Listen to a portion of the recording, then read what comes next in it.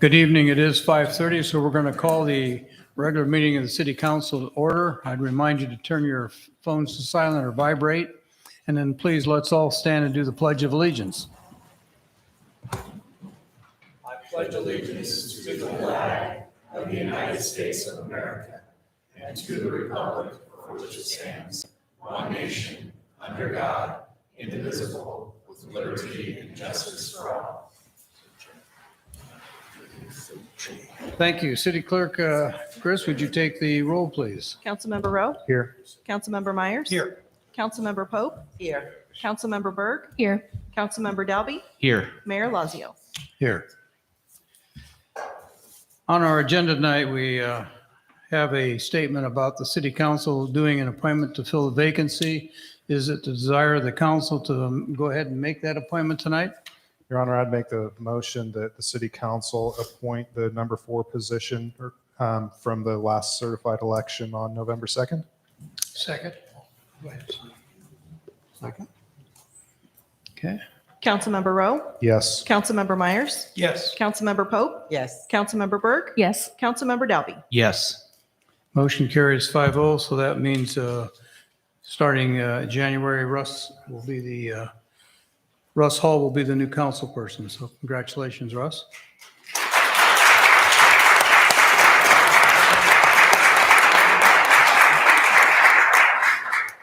Item B. Items on the consent agenda. Minutes from regular meeting number 33 on November 16th, 2021 as presented. Civil Service Commission eligibility list for November 24th, 2021, firefighter entrance. Approve the appointment of Frank Staton to plant operator at the Water Pollution Control Facility on or about December 19th, 2021. Approve the appointment of James Trey to airport maintenance worker at the Ottumwa Regional Airport on or about December 19th, 2021. Approve a 2-year lease extension agreement with Brad Yeager for 510 acres of farmland, more or less, located at the Ottumwa Regional Airport and authorize the mayor to sign. Approve a conflict of interest waiver for Allers and Cooney, PC, between the City of Ottumwa and the Ottumwa Community School District in order to draft an agreement between the two partners. Resolution number 212, 2021, authorizing reimbursement of expenses in the amount of $30,000 incurred by the city as qualified urban renewal expenditures eligible for reimbursement from the Westgate TIF as per Iowa Code Section 40319 in support for the Main Street program. Beer and or liquor applications for Noe's Bar and Grill at 101 South Madison Avenue, Cerro Grande Meats and Market at 311 East Main, Uncle Buck's Bar and Grill at 518 Church Street, all applications pending final inspections. Is there a motion? Move the consent agenda as presented. Second. Thank you, Holly. Take the roll. Councilmember Rowe? Yes. Councilmember Myers? Yes. Councilmember Pope? Yes. Councilmember Berg? Yes. Councilmember Dalby? Yes. Next, we need an approval of tonight's agenda, and before we get into that motion, I would ask the council's indulgence that we have a number of people that want to speak on item G1 and bring those up at the time that we have that on our agenda instead of waiting to the end of the meeting. So just with that adjustment, I'd ask for an approval of tonight's agenda. So moved. Thank you, Matt. Second. Thank you, Mark. Councilmember Rowe? Yes. Councilmember Myers? Yes. Councilmember Pope? Yes. Councilmember Berg? Yes. Councilmember Dalby? Yes. Thank you. At this time, I'd like to turn the meeting over to Administrator Phil Rath to give us an update and some reports he's planning to talk about. So Phil, you have the floor. All right. Thank you, Honorable Mayor. The first thing I had on the agenda was to invite Dennis Hunger, the current CEO of Ottumwa Regional Hospital, to just make a few statements, presentation before the board, and then take any questions. Yes, please come up to the podium. He took over earlier this year in that role, and asked him to kind of speak on anything hospital related or anything that he would like to address and let the council and the general public know about. Great. So on the bright side, I'm not going to speak about everything in the hospital. I think that would not be fun for any of us, but I think some questions come up recently about us as the 911 service here in the area, and not only in Wapello County, but in the city of Ottumwa. And so as questions come up, of course, we try to answer those, and we try to bring light onto the whole program and not just any one specific part of that. And how we typically do that in the hospital is we look at a series of indicators to say, are we doing a good service or are we not doing a good service? Sometimes it's too easy for us to focus in on one thing. Am I making money or am I not making money, right? Or do I have a quality service or do I not have a quality service? And the reality of it is we have to look over many areas to say, okay, am I balanced out to be sustainable and to provide the right level of service for what we can do here? And so I just wanted to share a couple of quick data points on that. And perhaps many of you may know these things, but nonetheless, I'll go on with that regard. So if you look at the service that we provide here in Wapello County, we've been providing the service since 1981. We've had a kind of a partnership with the Ottumwa Fire since 2002, I believe, or 2003. I can't read my note here, but 2002 or 2003. If you look at the quality of service we provide, we are regulated by the Iowa Department of Public Health. I think it's the Bureau of Emergency and Trauma Services is underneath there. And in our most recent survey that they do every 3 years, they look at 66 required standards that we have to meet, and we had 0 deficiencies. That's not normal for that to happen. Typically, they give you feedback on something you can do better, but that was not the case in our last survey. That was in March of 2020. We are mandated to have 2 crews on a 24 hours a day, 7 days a week, all year round, and we have done that 100% of the time without fail. On top of that, we have chosen to try to provide a 3rd crew in our county to the best of our ability. And for the hours that we try to do that, we're 90% compliant on that from the last data set that I've seen come through on that. We also track our run times, not only in the county, but not only in the city, but in the county also. We're regulated on that also. The standard for urban or within the city limits are, we need to be on site with under 8 minutes, 80% of the time on 911 responses. The lowest level that we've had in the past 3 years was 85%, 88%, and 89% respectively on the past 3 years.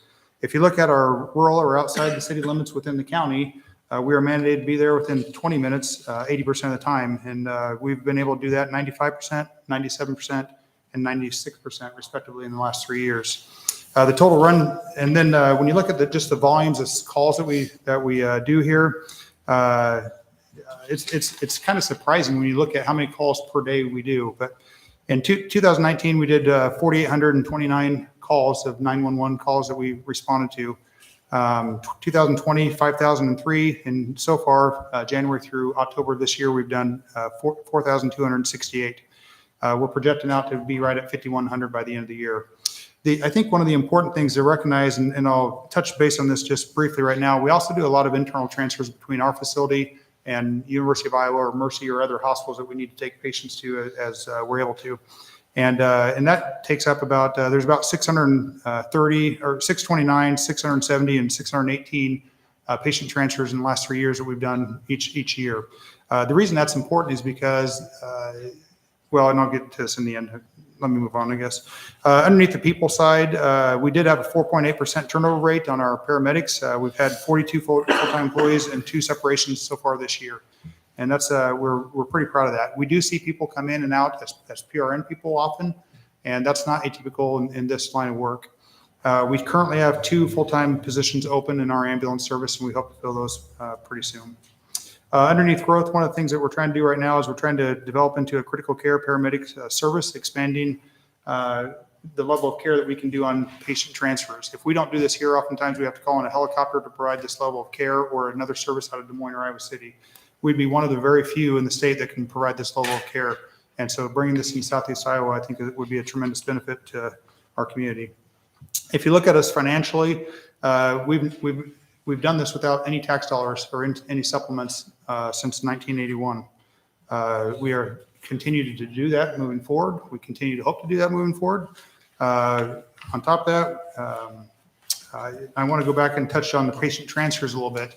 If you get into the weeds on where the money is in the EMS service, it's on patient transfers.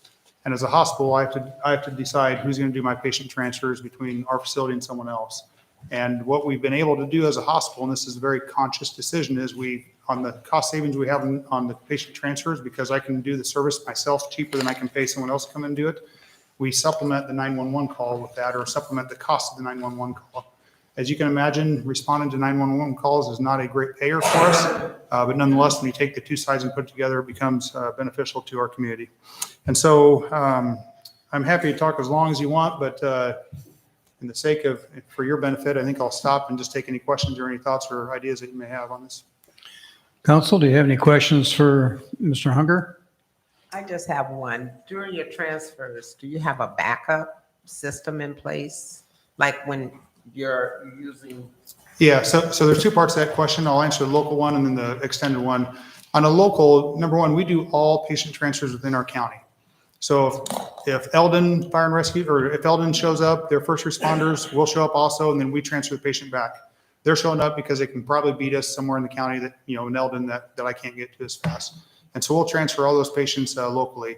If there is someone, let's pretend there's a bus accident in the county that I can't transfer 30 people for, then they'll call every other first responders or every other ambulance service in the area around for that. As far as transferring between us and another hospital, usually we go to Mercy Des Moines or University of Iowa, but we've gone to Columbia, Missouri, we've gone to Burlington, we go all over the place with transports. And we will always utilize our service first, as long as we have the two ambulances in the county that we can do that on. We'll use our third one to go out. And if we can't do it, then of course we'll call around to other services in the area, typically out of once again, Iowa City and Des Moines to do that. I do know that occasionally you get into very odd situations. So you may have a critically ill patient who is also bariatric, and you get into issues with your equipment and things. And so we've utilized services out of the Quad Cities before to do that. And the hospital pays the bill on every single one of those. Thank you. Other questions? Molly? I was wondering, for the calls, for the transfer calls that you don't take, do you have a percentage or a rough idea of how many? Between that what is? we transfer out of the county and what, What you I have could to- get that, but I don't have it with me tonight. I don't know, maybe Dave, Dave, do you know off the top of your head? Interfacility transfers or 911? Interfacility transfers, I would Interfacility, yeah. probably 20% we aren't able to do, we can take 80% probably. We can get an exact number for you, Holly. But that's if you like good, that. yeah. Fair, Tom. Okay.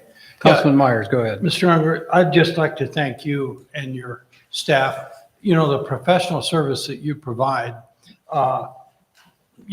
that, and you stated the statistics. You're doing better than good. You're doing very well. But also the fact that you typically balance back and forth between our second or third largest employer in town.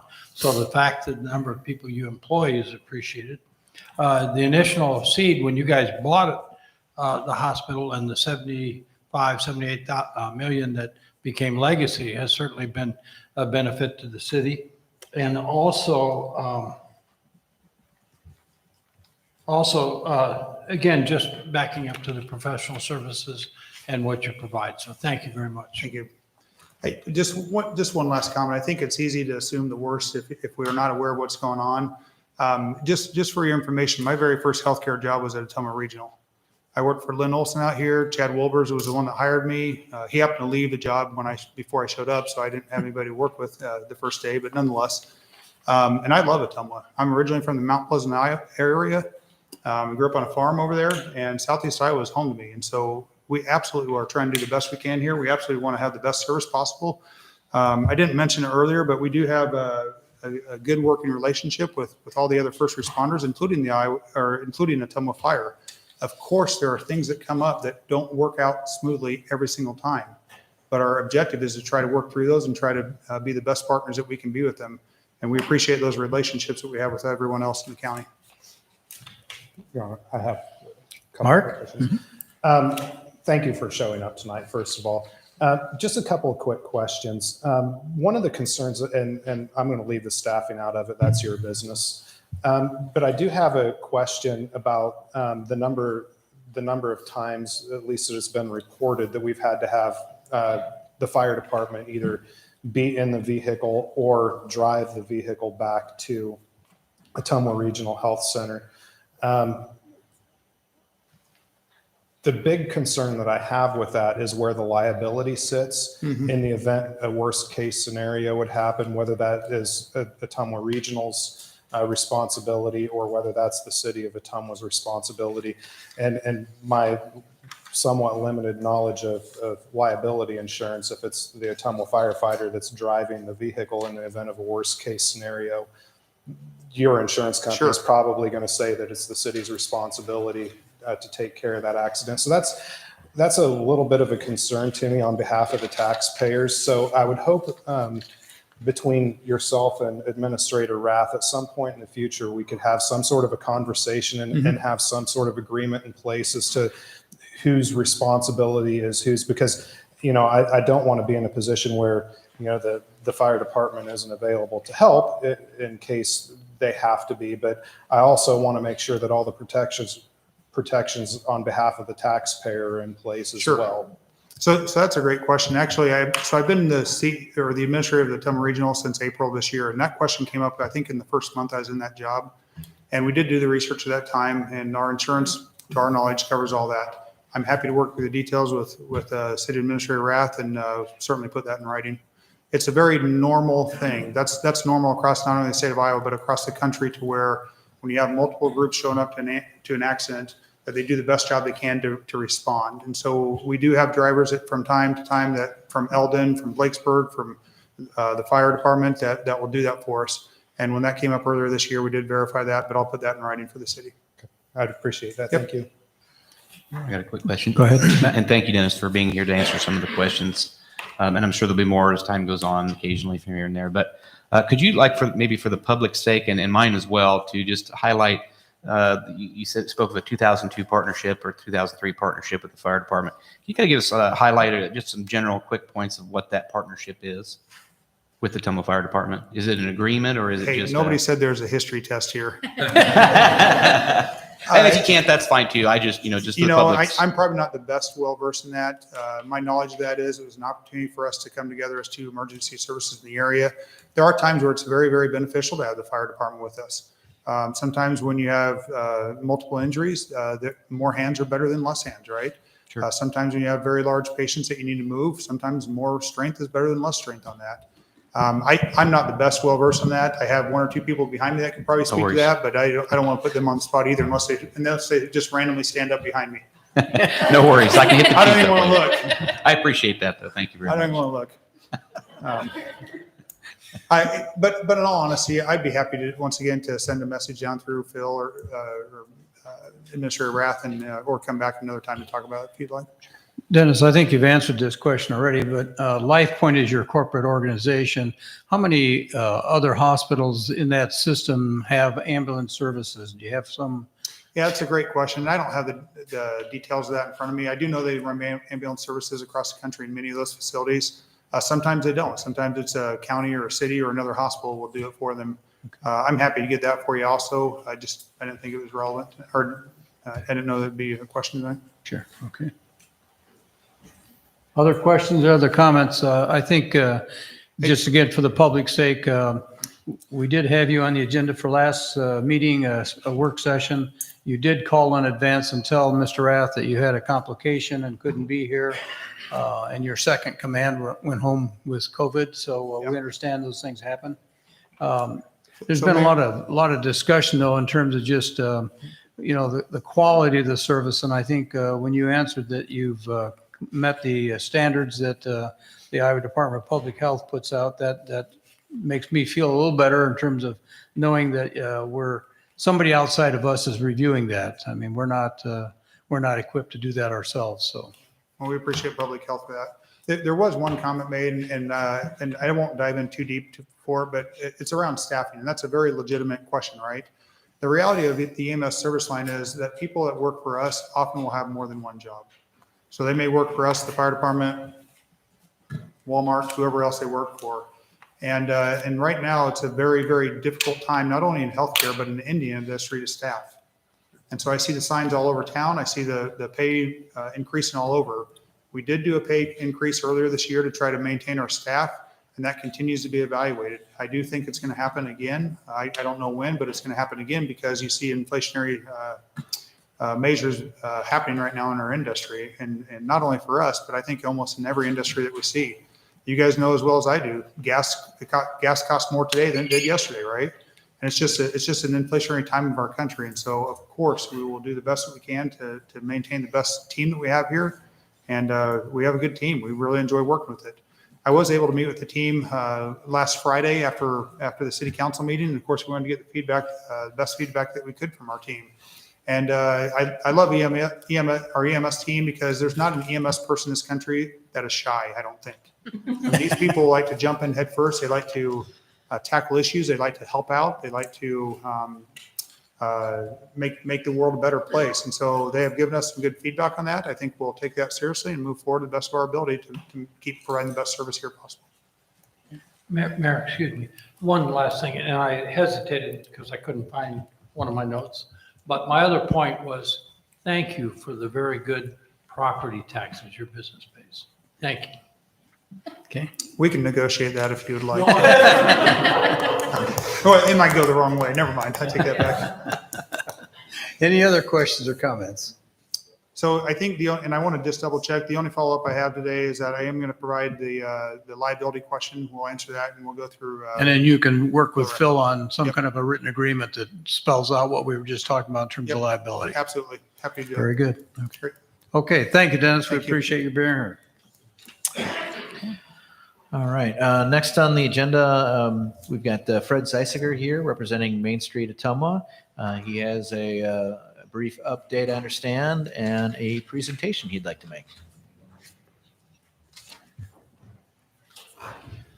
Thank you, Phil and council. I did want to just start out by saying a couple of years ago, my board wanted me to come do these presentations on a quarterly basis to the city council, and I think it was a great idea.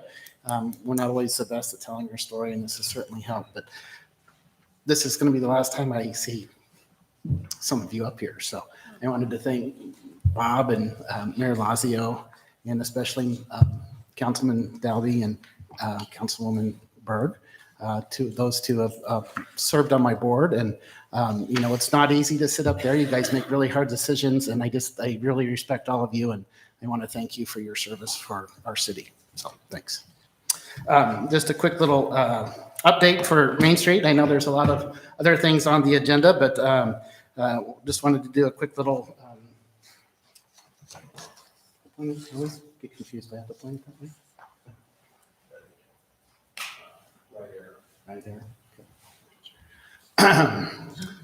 So since the last time I was here, which I think was in September, we've had several downtown promotions and events. We had the Wine Stroll, which was a partnership with the Family Crisis Center, which is a wine stroll downtown. Certainly brought a lot of people out in October, visiting some of the downtown businesses, and was quite a fundraiser for the Family Crisis Center. And I want to thank them for all their hard work that they put into that too. And at the end of October, we had our Which Way to Main, which was not a very nice evening. We ended up moving that into the parking garage because of the rain and wind.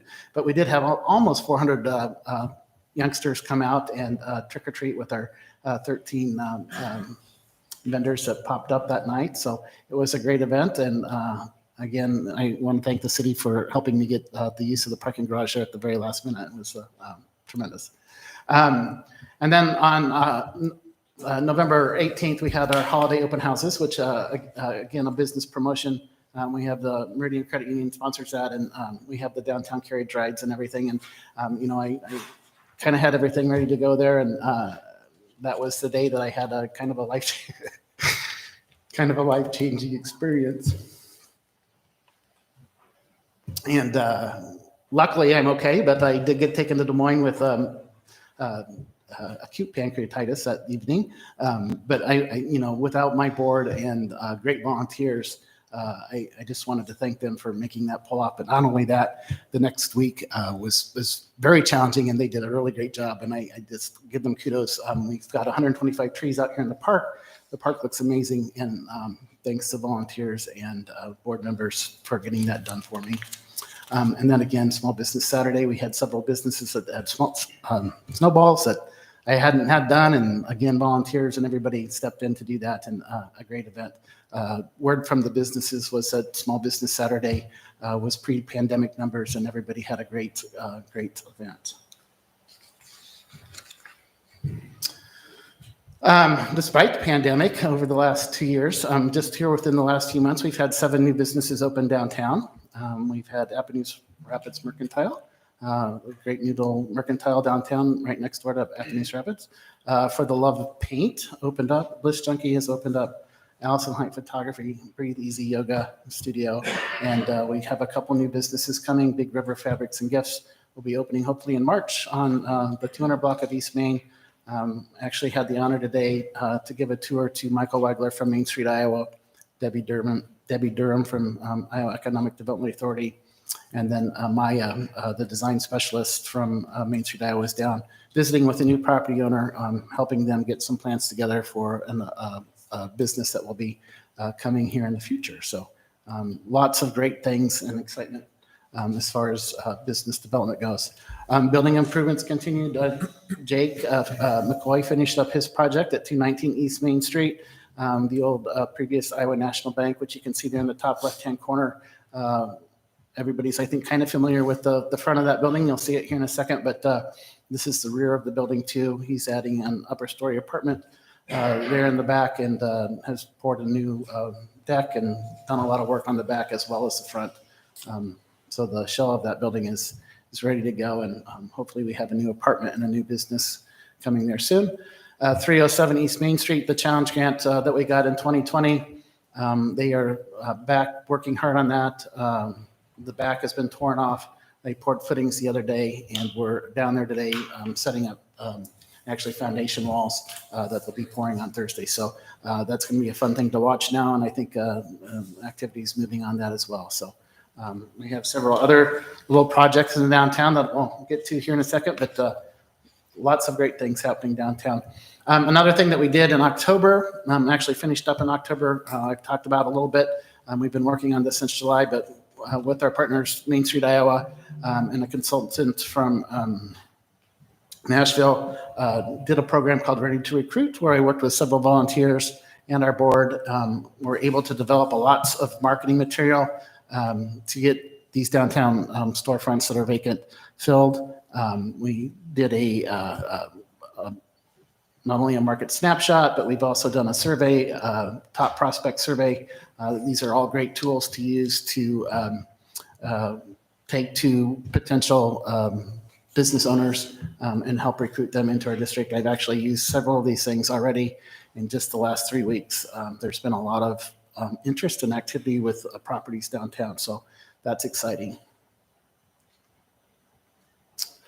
Just a real quick overview impact of our numbers. This is obviously our 15 years of anniversary this year. We'll be 16 in May. And these are just the total numbers that we collect every month and report to the state. But 74 buildings have sold over the last 15 years. And that next number of private investment and acquisition is $8 million now, but it's a pretty impressive number because it's doubled just this year. So just at the beginning of this year, we were at $4 million. And that shows you that I think we've had something like 6 or 7 properties that have sold this year, but they've really been bringing in bigger investment dollars. And that combined with the private investment and rehab projects, those are just private dollars by citizens of Ottumwa that have been invested in projects in downtown of over $17 million. So you combine those two things, and we're at private investment of over $25 million in downtown. And I see that number. I only report those numbers after projects are finished. So there's still a couple of projects that are out there that haven't been reported that are going to be big. But you can see the numbers of created jobs and full-time employees. We're actually working on a survey right now to update those as well, hopefully by the end of the year. Kind of just a valuation comparison, especially down there at the bottom. I just really wanted to point that out. Gives you the 2015 valuations as compared to the 2020 valuations in the 100 block of East Main, the 200 block of East Main, the 300 block of East Main, and then the difference or the increase in those taxable valuations there on the right-hand column. And I can tell you that I've just started doing the 2021 valuations, and it's even up from that. So there is great significant tax dollars increases going into our coffers for all kinds of good things. So I just wanted to point that out too. Sorry, I'm getting a little hoarse. The last thing that I wanted to do is talk a little bit. We had the opportunity to help the city clean out the old Iowa National, her First National Bank there on the corner market in Maine. And we started that last January. We pretty much had it cleared out by June. And then I had volunteers, and I want to thank the Hotel Ottumwa too for allowing us to use their property at 117, 119 to store things. But in June, we had a sale, and we actually just had another smaller sale in September. But we said that we would split that with the Historic Preservation Commission. So I do have a check here for Zach for $2,983. So that'll be great for the Historic Preservation Commission to be able to leverage for some additional funds, hopefully with some grant dollars. So Thank you very much, Fred. That's great. And it's always nice to get money back from that's right. from one of our partners. So That's thank right. you. So, Any questions or any comments for Fred? I'd like to thank all the volunteers that keep our downtown looking beautiful and all the work that they put in. So Yep. we really is greatly appreciated. yep. And I know, we hear all the time how we've lost some, our job numbers are down as far as it's hard to find help. And that's no different with volunteers. And, I have really strong and dedicated volunteers, some of them putting in upwards of 40 to 60 hours a month of volunteer time. So, I'm kind of the face and the voice of Main Street, but they're the ones that do the work. So I know that's not entirely true, Fred. it is. I was on that board once, but anyway, listen, your board and serving on the Main Street board for the years I've been on council up until the last couple, by far it's been my favorite board to be involved in. To see people's passion for the downtown, including yours. You got good volunteers, good board members, and yourself. I haven't seen any more passionate people about downtown in my life, time in the Ottumwa here. So thanks for all you do. Thanks for what the board does.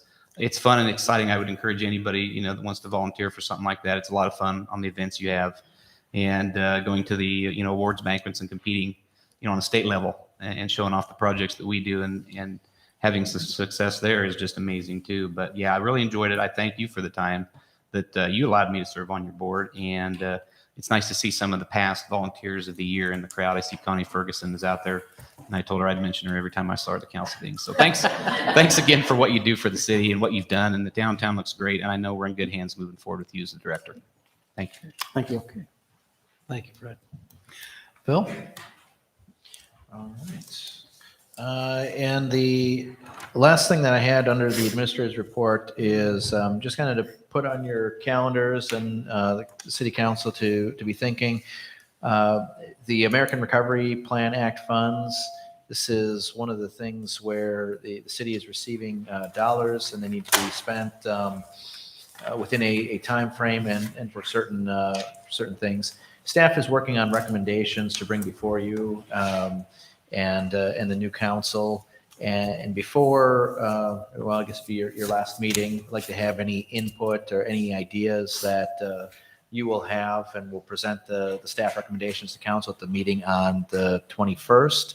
Add in any thoughts, comments that you may have, and then shift that over to the new council that would be taking their chairs up here at the beginning of the year. Okay, very good. Thank you. Item E is opportunity for citizens to comment on things on the agenda. We do have a number of those. We will call you up at the time we do that item. So let's go to item F.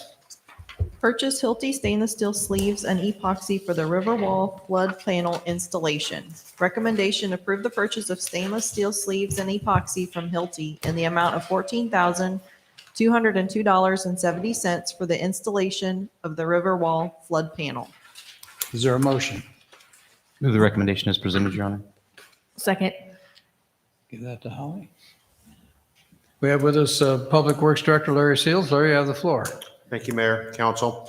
With the new Des Moines River flood profiles, removable panel walls were purchased in order to achieve the freeboard requirements. In order to secure the brackets that hold these flood panels, stainless steel threaded sleeves must be installed in the river wall.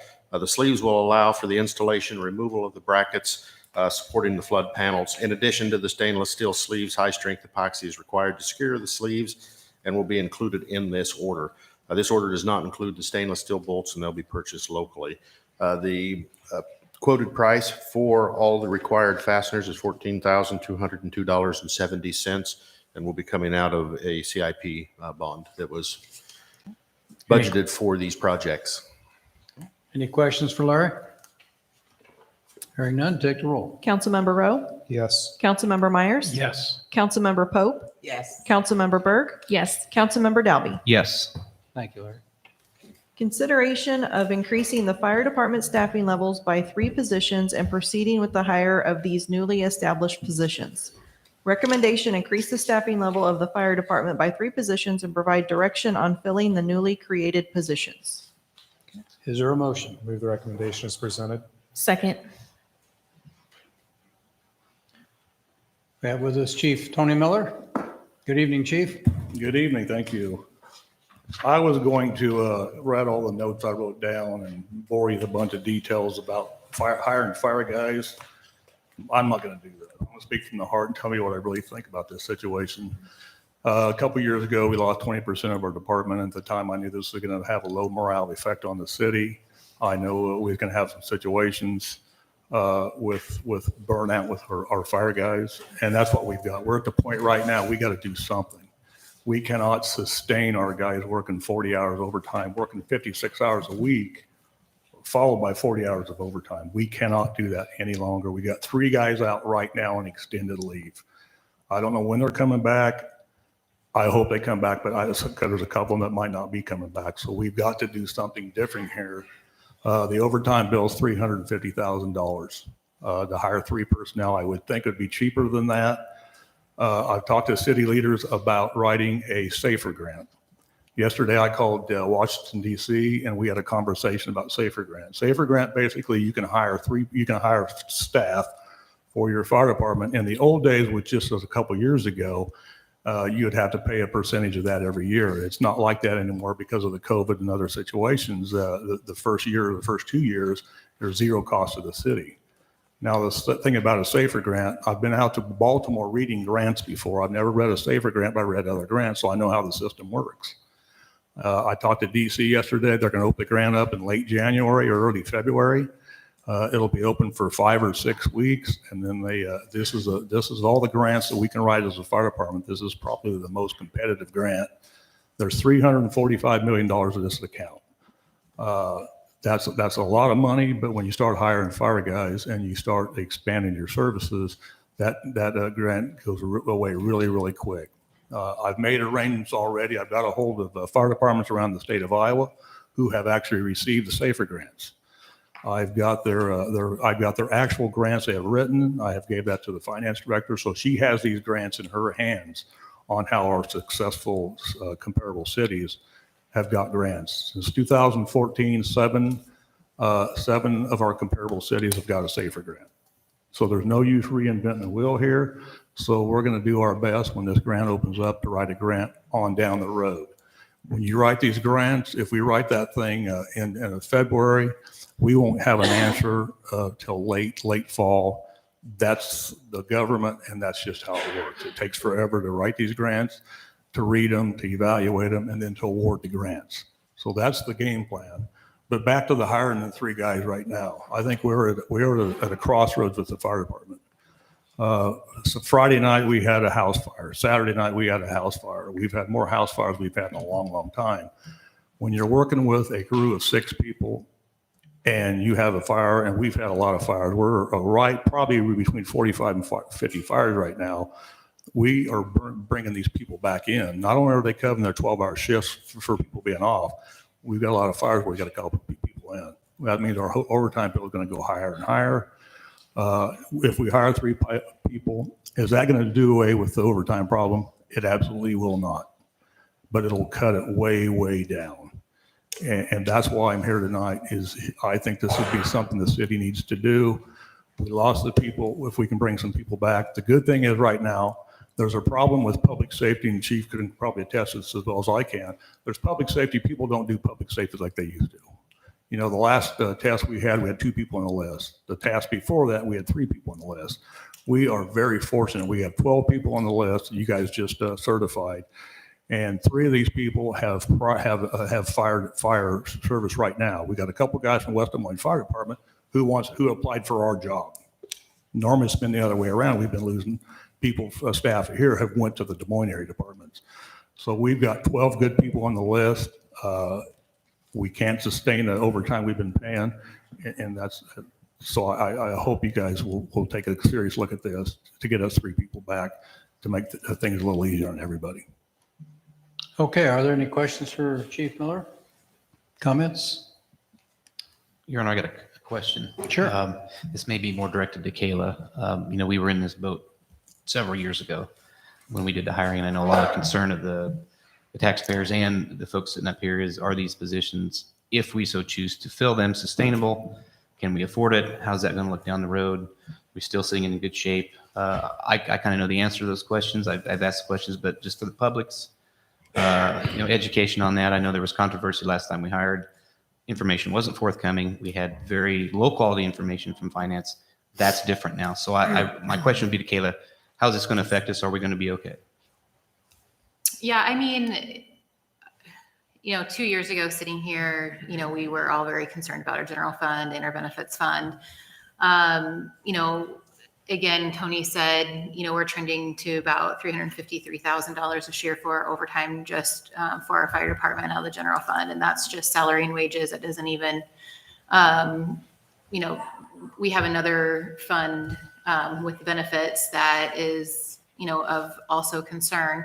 However, over the last year and a half, we've done a very good job as a city, and we've made some hard decisions, but we've also made some really great decisions on what we can do with our general fund dollars and expenses, and also our benefits. At the point in time 2 years ago, we were the highest benefits levy in the state. Out of 900 and some cities. We are not that any longer. And, we hope to reduce that rate again this year. We do need to continue to look at revenues though. What revenues do we need to bring into the general fund? How can we bring in revenues to the general fund?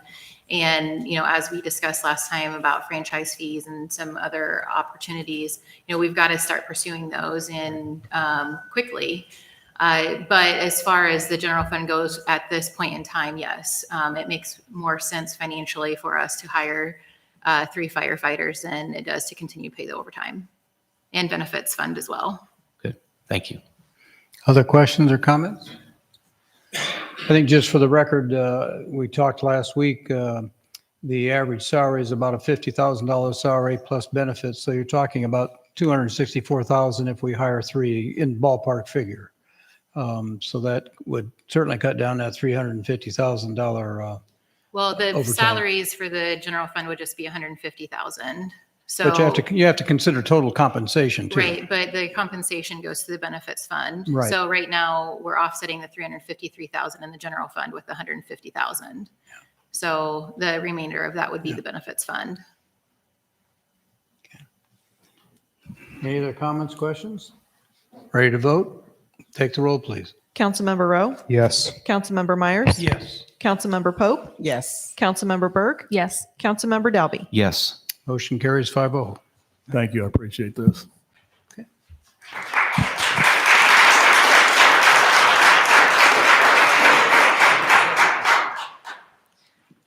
This is the time, place, and date set for a public hearing on the proposal to enter into a development agreement with HCI 52501 Investment LLC. Good evening, Zach. You have the floor. It's a public hearing. Thank you, Mayor. I think Phil was going to start with this. He's got a couple of slides to go through, and then we'll. Okay. Sure. Yeah. So thank you. Well, that's coming up. So I just wanted to quickly provide an overview back to the city council and anyone in the gallery here or watching on GoTV or YouTube now or later. A couple of things, and TIF, or tax increment financing, as an economic development tool.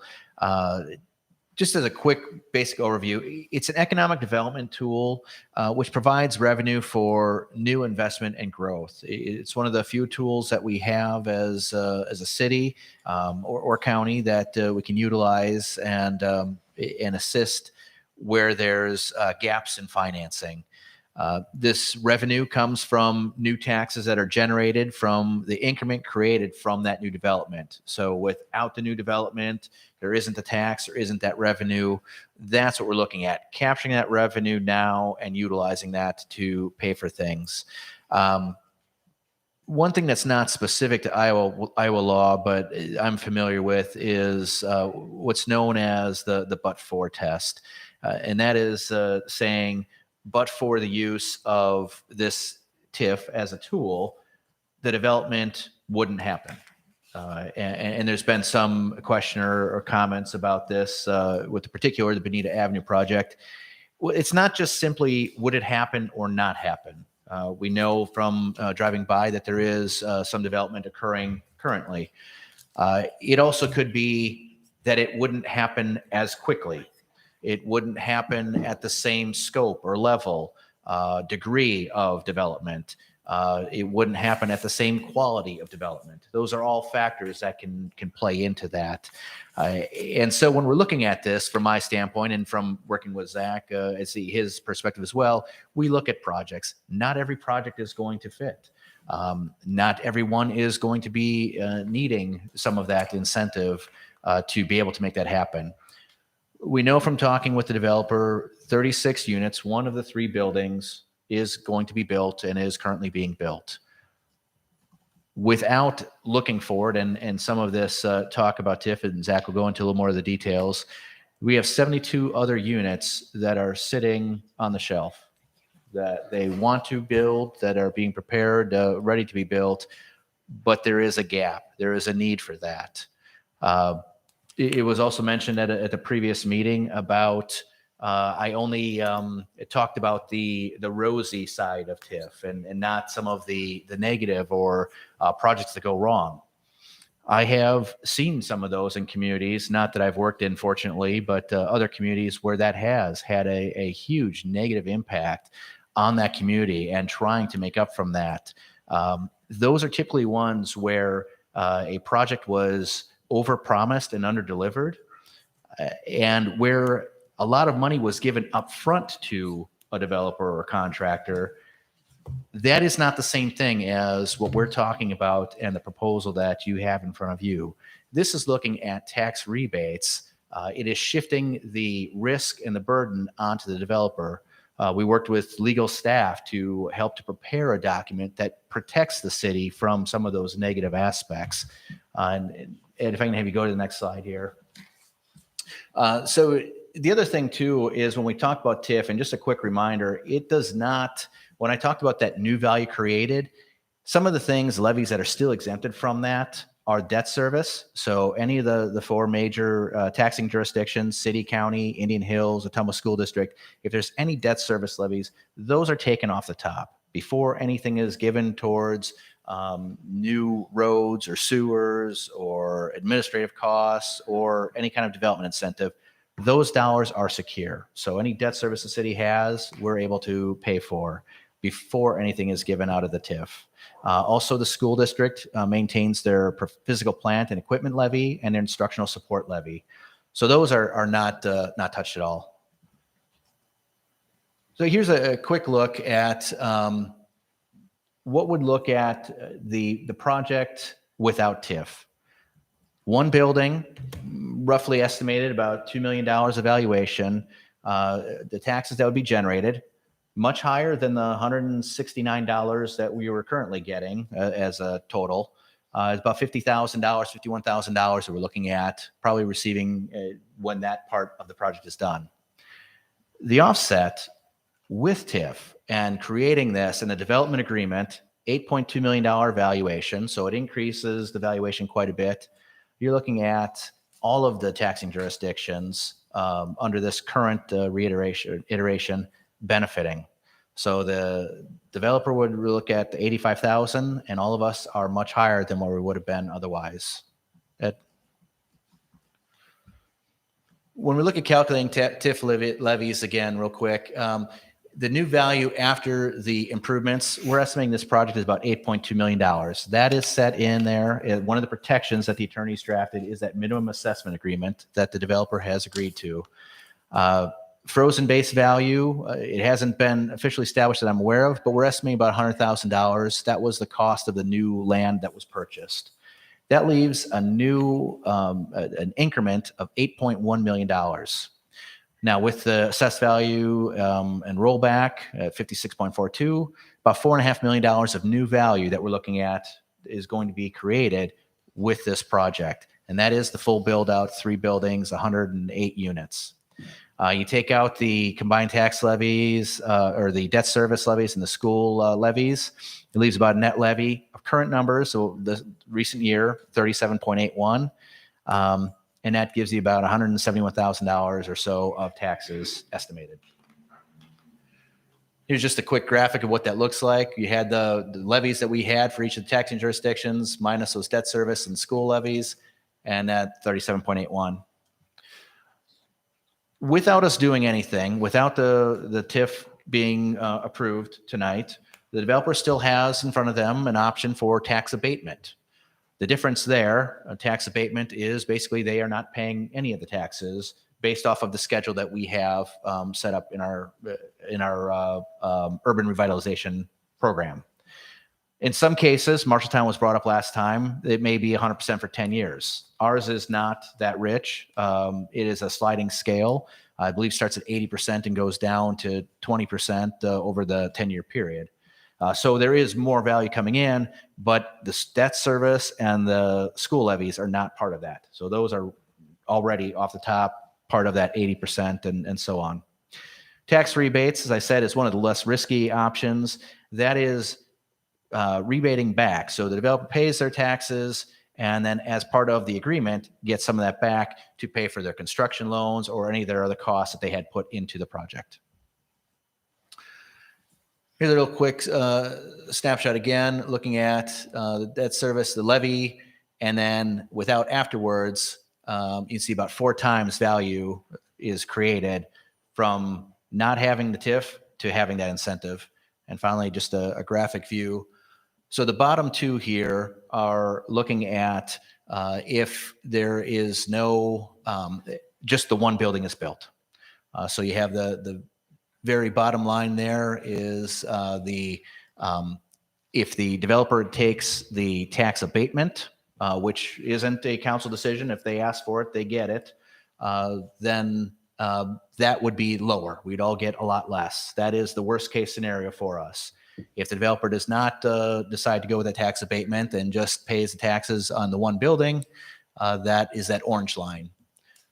The other 2, the top ones, that is looking at if they were to build all 3 buildings and either use the tax abatement, or the very top line there is the TIF with 20 years at 50%.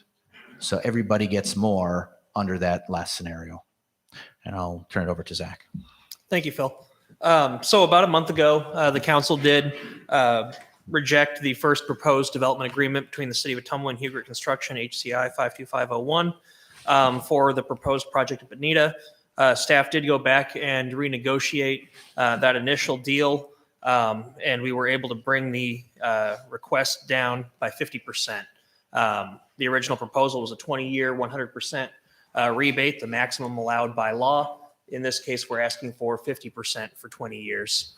And a few things to walk through with that. I think Phil really did a good job of describing the financial picture of what that would look like. The development agreement is for a project with 108 affordable workforce housing units. When you finance a project at that scale, it's really difficult because especially in Ottumwa, but really anywhere, that development's not going to appraise for what it costs to build. And so it's hard to get a bank to just write you a note to do $8 million of construction on something they can only secure for $6 million. And so to bridge that financing gap, the development has to look for other tools. In this case, TIF is something that would fit. With this rebate, we're looking at a rebate not to exceed $87,500 per year, or $1.75 million cumulatively over 20 years. And when it's a 50% rebate, the math on what you do receive is pretty easy because it'd be the flip side of that. There'd be $87,500 going to taxing entities for each of those years as well. The development agreement includes a minimum assessment agreement, which will ensure the minimum taxable value, which does take the risk out really for the city in terms of recovering the rebate that's promised here. If the final assessed value is greater than $8.2 million, or if 50% of the total TIF eligible levy exceeds $87,500 per year, the excess above that would also be returned to the taxing entities. This development is for workforce housing, affordable housing, and we do provide affordable low to moderate income housing by charging rents, which will not exceed the HUD established 60% of LMI. And in this area, in Ottumwa, that means rents can't exceed $979 for a 2-bedroom or $1,131 for a 3-bedroom. And these are good quality market rate rents in that range, or close to market rate rents. This isn't, cut rate development, and the project, which is visualized there, is a high quality development project. Staff did recommend the 50% rebate for 20 years rather than a 100% rebate for 10 years for a few reasons. The first is that it would provide revenue in year one. There is no additional public investment necessary to complete this project. We don't have to lay any new sewer or anything like that. But if there is, as some people have talked about, additional need for city services, then this would provide what Phil showed there in year one, new revenue for the general fund and for other funds to support that. Also, the minimum assessment agreement is important in determining why we'd want a 20-year agreement. The minimum assessment agreement lives with this project for as long as the rebate schedule is in effect. If the project is guaranteed a value of $8.2 million for 20 years and we collect 50% of the tax on that, that's better than letting it be reassessed after 10 years. If that assessment goes down, we would collect taxes on a smaller amount of value. So this is, again, looking at that sort of risk calculation and allowing the minimum assessment agreement, a tool available to us by law to protect us from some of the risk. Finally, the financing structure alleviates some of the concerns that were expressed about the rebate under the previous proposal. The development agreement does ensure new revenue to all taxing entities beginning in year one. There's also other primary benefits to all the taxing entities. The debt service, school ISIL, and PEPAL levies, as Phil mentioned, are still exempt from capture. And also we have secondary revenue benefits that we discussed at the November meeting, including per pupil state funding to schools, sales, fuel tax, those sorts of things. Finally, we project tertiary benefits, which were described in a memo that Greater Ottumwa Partners in Progress provided at the November meeting as well, which talks about the economic impact that new housing can have for small businesses, retail, and industry. The Bonita Urban Renewal Plan and the our Ottumwa 2021 Comprehensive Plan both identified housing as a barrier to economic development and job growth in Ottumwa. JBS took the initiative to recruit the developer in this project because it's a barrier to their business. The site plan was approved by the Plan and Zoning Commission, and the developer is committed to completing at least one of the 36-unit buildings as Phil described.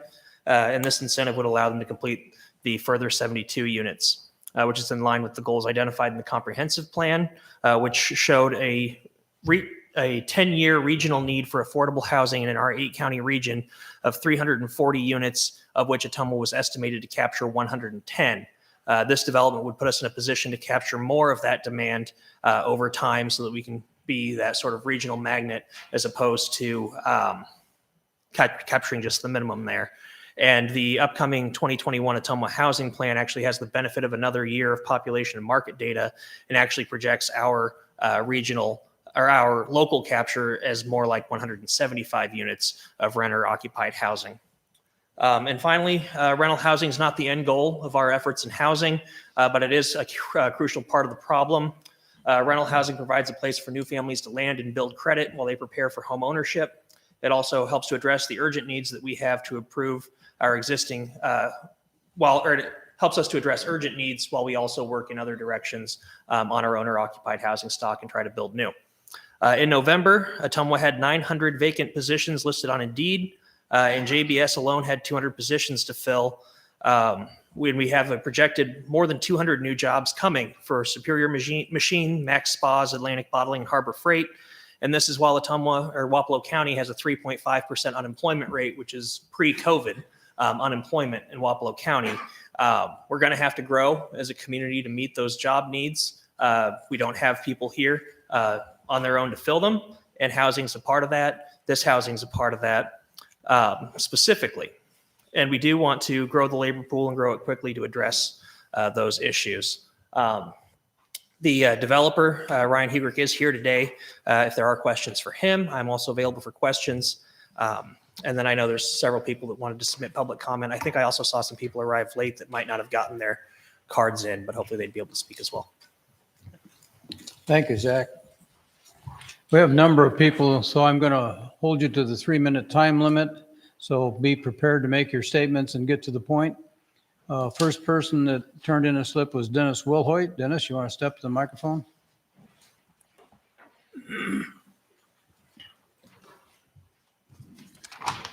Thank you very much for these few moments to urge you to vote in favor of entering this agreement and approving the TIF agreement as well as it relates to the housing development on Bonita Avenue.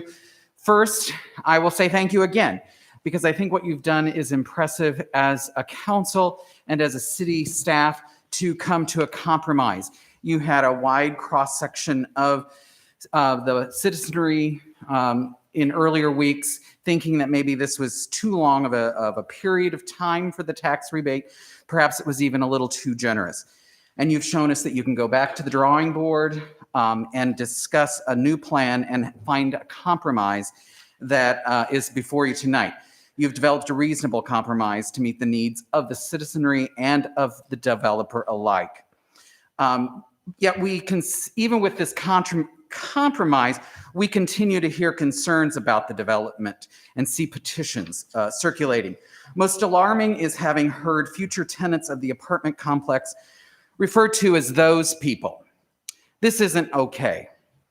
We recently had a city election in which some candidates running for public office indicated that they would exclude certain groups of people from gathering peacefully and just being themselves. I was happy when Ottumwa voters clearly sent the message that people with these attitudes need not apply. Attitudes that force certain groups of people into a category of otherness are a detriment to economic development in our community. As I've stated before, people are the most important factor in the economic growth formula. And I will now add, people need housing. Regardless of whether future tenants in the apartment complex on Bonita have lived here all of their life or whether they be from one of the other Americas, Africa, or Oceania, we need them. We need them in order to grow. We can't grow without people. I urge your enthusiastic support of this revised proposal. Thank you. Thank you. Julia Blunt.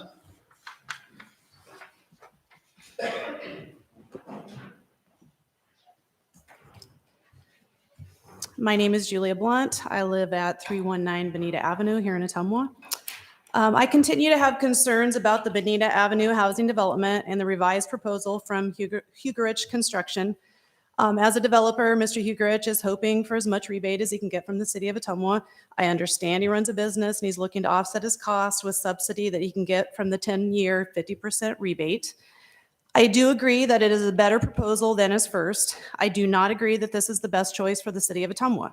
Inflation is a problem. The real value of the low to moderate housing complex will steadily decrease over time or has the potential to do so. The city of Ottumwa's agreement must account for inflation to balance the real value of the housing development at the end of the TIF. The city may be left holding the bag if there's not an increase in assessed value at the end of the TIF. They may need to raise taxes, find revenue elsewhere, or cut back on other services. Potentially reducing the size of development and fear of JBS pulling the plug on other contributions to the City of Ottumwa project should not be a factor in the decision that is made on the proposal from the developer. Car traffic onto the highway and the neighboring streets continues to be a concern for citizens in the area. In the City of Ottumwa's June 2020 comprehensive plan, it is noted that the Bonita Avenue area onto the highway is an area of high crash rate and high crash density. My question is this being looked at with a minimum of 108 additional cars using this entrance onto the highway? Safe foot traffic, especially for children in this neighborhood, continues to be a concern. Property values for those that live in this area is a concern. Creating tax districts around redevelopment areas can steer investment to that area, but it also can divert tax revenue from other community services. Residents in this area also continue to be concerned about the sewer situation. These are issues that need to be looked at before the green light is given on this agreement. Can the sewer system really take on an additional 108 apartments? What type of inspection was done? Do you have an engineer that reviews the sewer system inspection for this development? I would hope that the city would take sewer concerns seriously, as some residents in this area have battled the city of Ottumwa for over 5 years when their sewers were deemed private versus public. The residents won that lawsuit in November, and I just heard today that the city is appealing that ruling. I again ask you to think about this. If you move to the Bonita Avenue area tomorrow, would you sit back and stay silent if this complex had the potential to affect all the things that have been mentioned? I hope as an Ottumwa resident and a taxpayer that you would speak up. These are real concerns by real people. And as asked before, all we're asking is to pause, do some research, and make a decision that truly affects the best for all Ottumwans. Thank you. Kathy Courtney?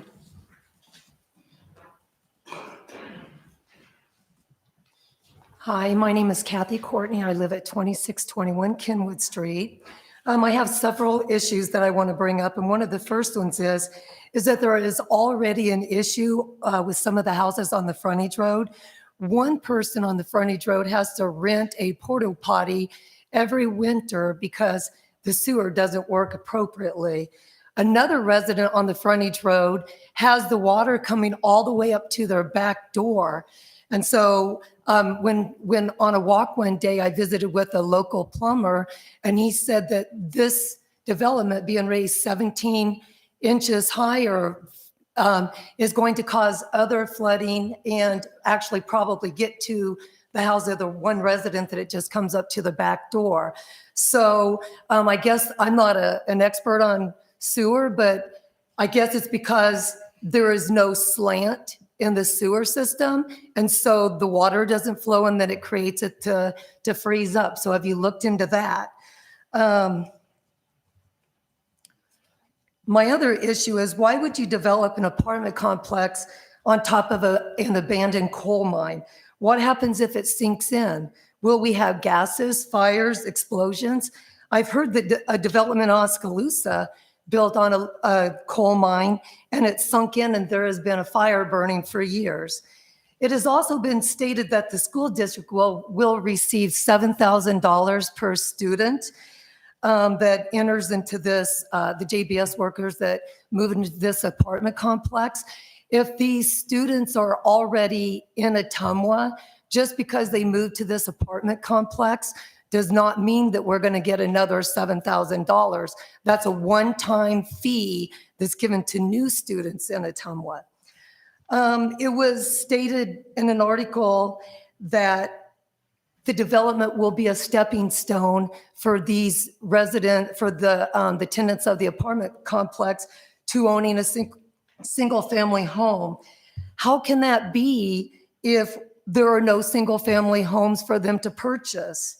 JBS remodeling one home per year isn't going to create 108 private homes for them to purchase.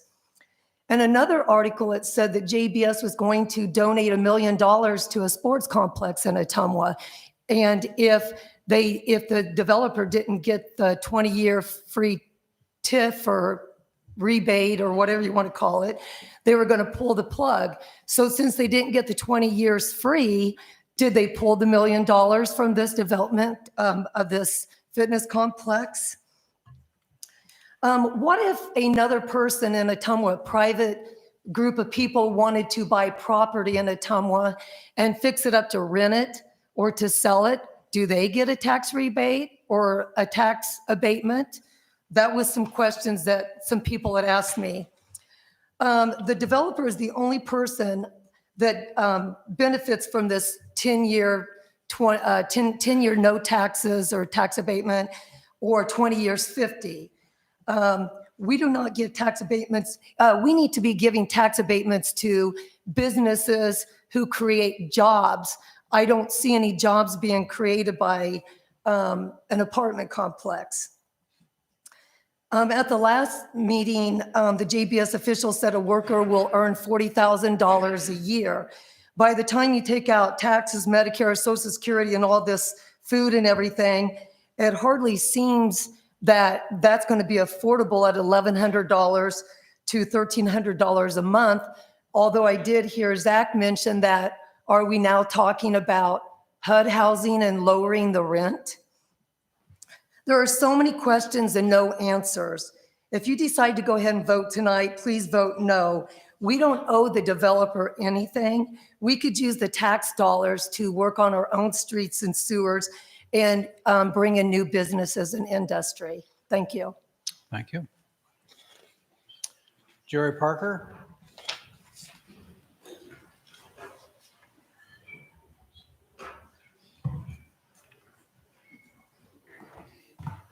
Well, I'm kind of disappointed with the start of this tonight, the first speaker talking about those people.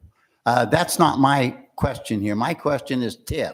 I'm not going to talk about the last election where some of the people got defeated for certain reasons, because that has nothing to do with tonight's meeting whatsoever. I want to thank you, councilman, that voted the 20 years down the last time. Just the fact that you're looking at 10 years this time, or 1/2 of 20, is in round figures, probably a couple $1 million that you put into the general fund of the city, the county, and the schools. Now, that's a rough figure, but it's pretty close. Now, if I wanted to get an abatement to do some work on my house, I think I can get 5 years. What's wrong with giving them 5 years? You know, the 10 years and the 20 is not the only option. There's some others. You talked about being creative. Here's an opportunity. There was a petition that was submitted last time, 700 signatures, and there was an individual that spoke in favor of the project. He said, well, there's 25,000 other people out there that didn't sign it. Well, look at each one of us as elections. How did we get elected? Those that showed up. Those that showed up and voted. We don't have an election and say, okay, Matt, you got 2,000 votes. Now let's go look at the other 25,000 people and see what they think. They had a chance. So they didn't show up. We had a petition. We represent the people. And now it's difficult at times, and I've been in elected office a long time, and it's difficult at times to tell what the people want, but you have a real good process here. We have public hearings. Now let's look at the petition last time that we submitted, over 700 signatures, and I believe 50% more has been added this time. Will somebody tell me how many names are on the petition asking you to do this, asking you to suspend the taxes on this developer? How many names are on that petition? Oh, you don't have one. Right. The people that showed up that thought this was important said, don't do it. They're asking you to not do it. And we hold a public hearing. If you remember last time, almost unanimous people that showed up said, don't do it. Those that said do it were directly associated with the company. And so I think you're going to find out overwhelmingly last time, overwhelmingly this time, we're saying, don't do it. You know, we think we've made it easy for you. It's a public hearing, and the public hearing is to give you input. This is your best opportunity to find out, what do the citizens want to do? I haven't seen a big group of people coming saying, please, please, let's forgive their taxes on this corporation. You're talking about needing firemen. How do you do that easily? Add money to your general fund. How do you do that? Tax these people out there. They said they weren't, we had literature that said they weren't going to build if they didn't get it. And at the last time someone said they weren't building. Well, we drove by and they were. The frames are up. They are building. What's wrong with, I was taught back in school, don't start off where you can end up. Why are we starting at 20? Now, you had a compromise. Compromise with who? Not the people here that live there.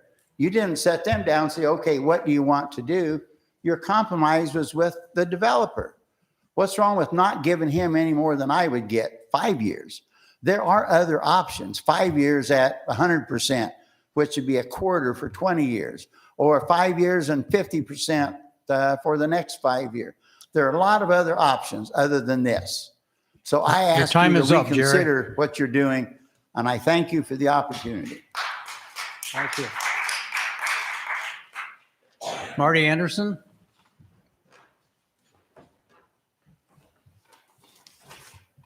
Hi, I'm Marty Anderson. I live at 2644 North Court Road. Excuse me. As a concerned citizen and taxpayer, I'm asking again why as a city we would even consider a partial TIF. I continue to have concerns about the Bonita Avenue housing development and revised proposal for the developer. I'm asking the city council to vote no.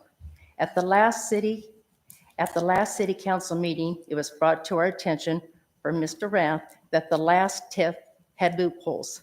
The loopholes were addressed after the city council voted. I'm so thankful the city council voted no. It scares me to think what would have happened if we would have went with 100% TIF. I'm so proud of the residents of Ottumwa for coming together and working on issues that concern our taxes and property value. Every situation has pros and cons. We have never heard the con side yet. Why? I'm asking the city council members to really put thought into their decision. Don't be pressured by other city officials.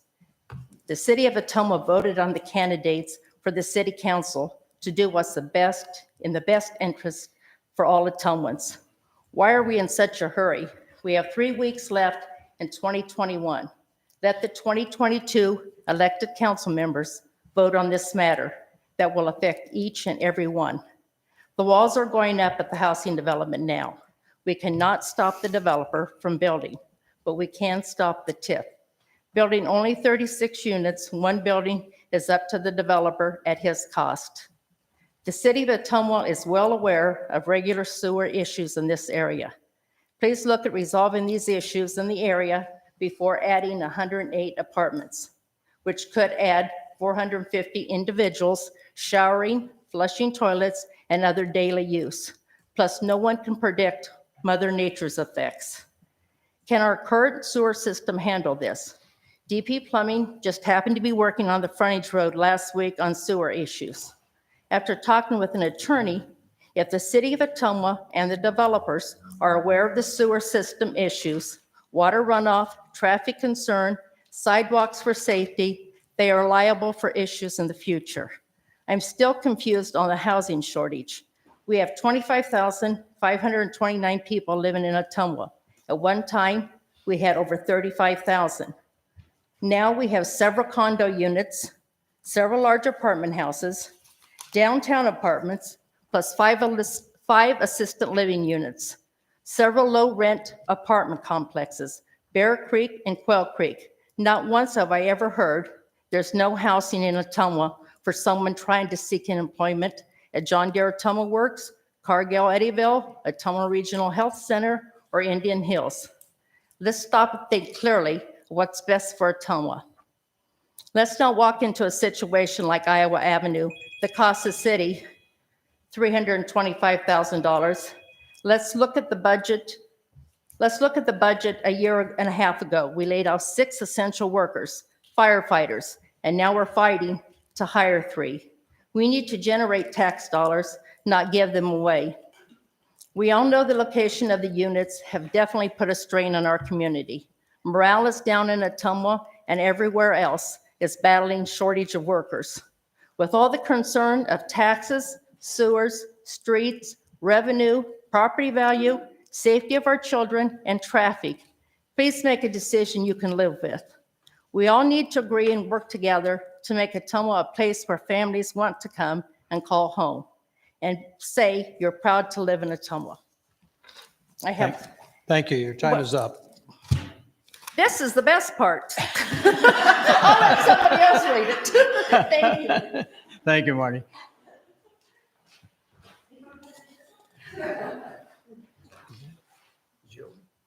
Joey Courtney? Or is it? I'm sorry if I butchered that. My name's Joey Courtney. I live at 117 West Alta Vista. I don't think this is all about those people or them people or that we don't want the new development to be done. The biggest thing is And I want to thank you all for voting down the 20 years, 100%. That was a substantial amount of money.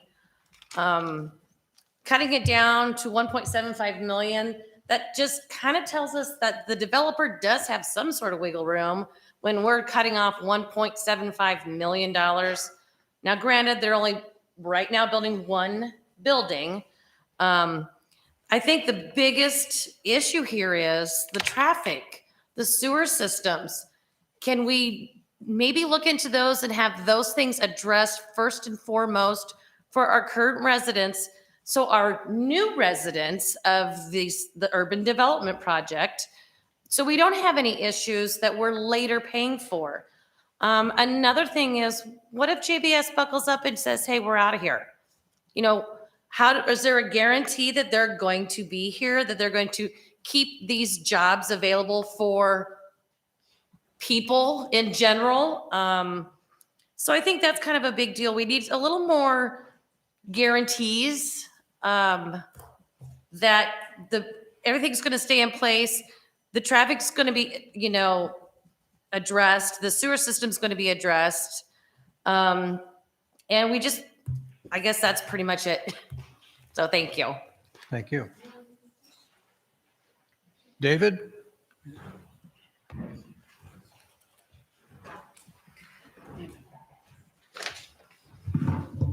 My name is David Bosu. I just want to thank you for having me. My family moved from Togo, Africa in 2009, and we've been in Ottumwa ever since. My dad and mom worked at JBS. My mom's still there, year 12, and my dad went to school and became a nurse. There's 3 of us that moved here. I have 2 siblings. I'm the oldest. I went to Ottumwa High, graduated, went to Indian Hills, and worked in town. My brother also graduated from Ottumwa High and is in Chicago right now doing an internship in business marketing. My little brother is in Evans and is a stellar student. I just want to talk about how I am those people. When we moved here, we lived on the north side. And it breaks my heart to hear all of this. We have put a lot into Ottumwa, and Ottumwa has helped us tremendously.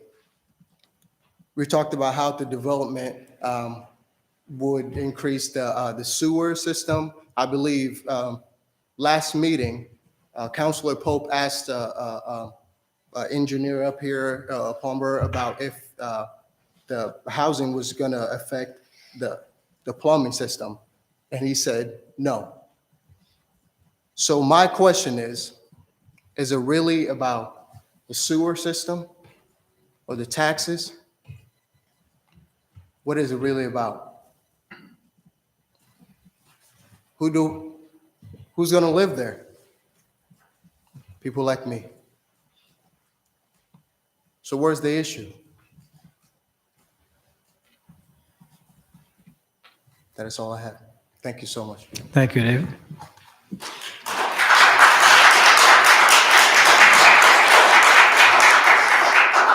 Is there anyone else that wants to address G1 on the agenda?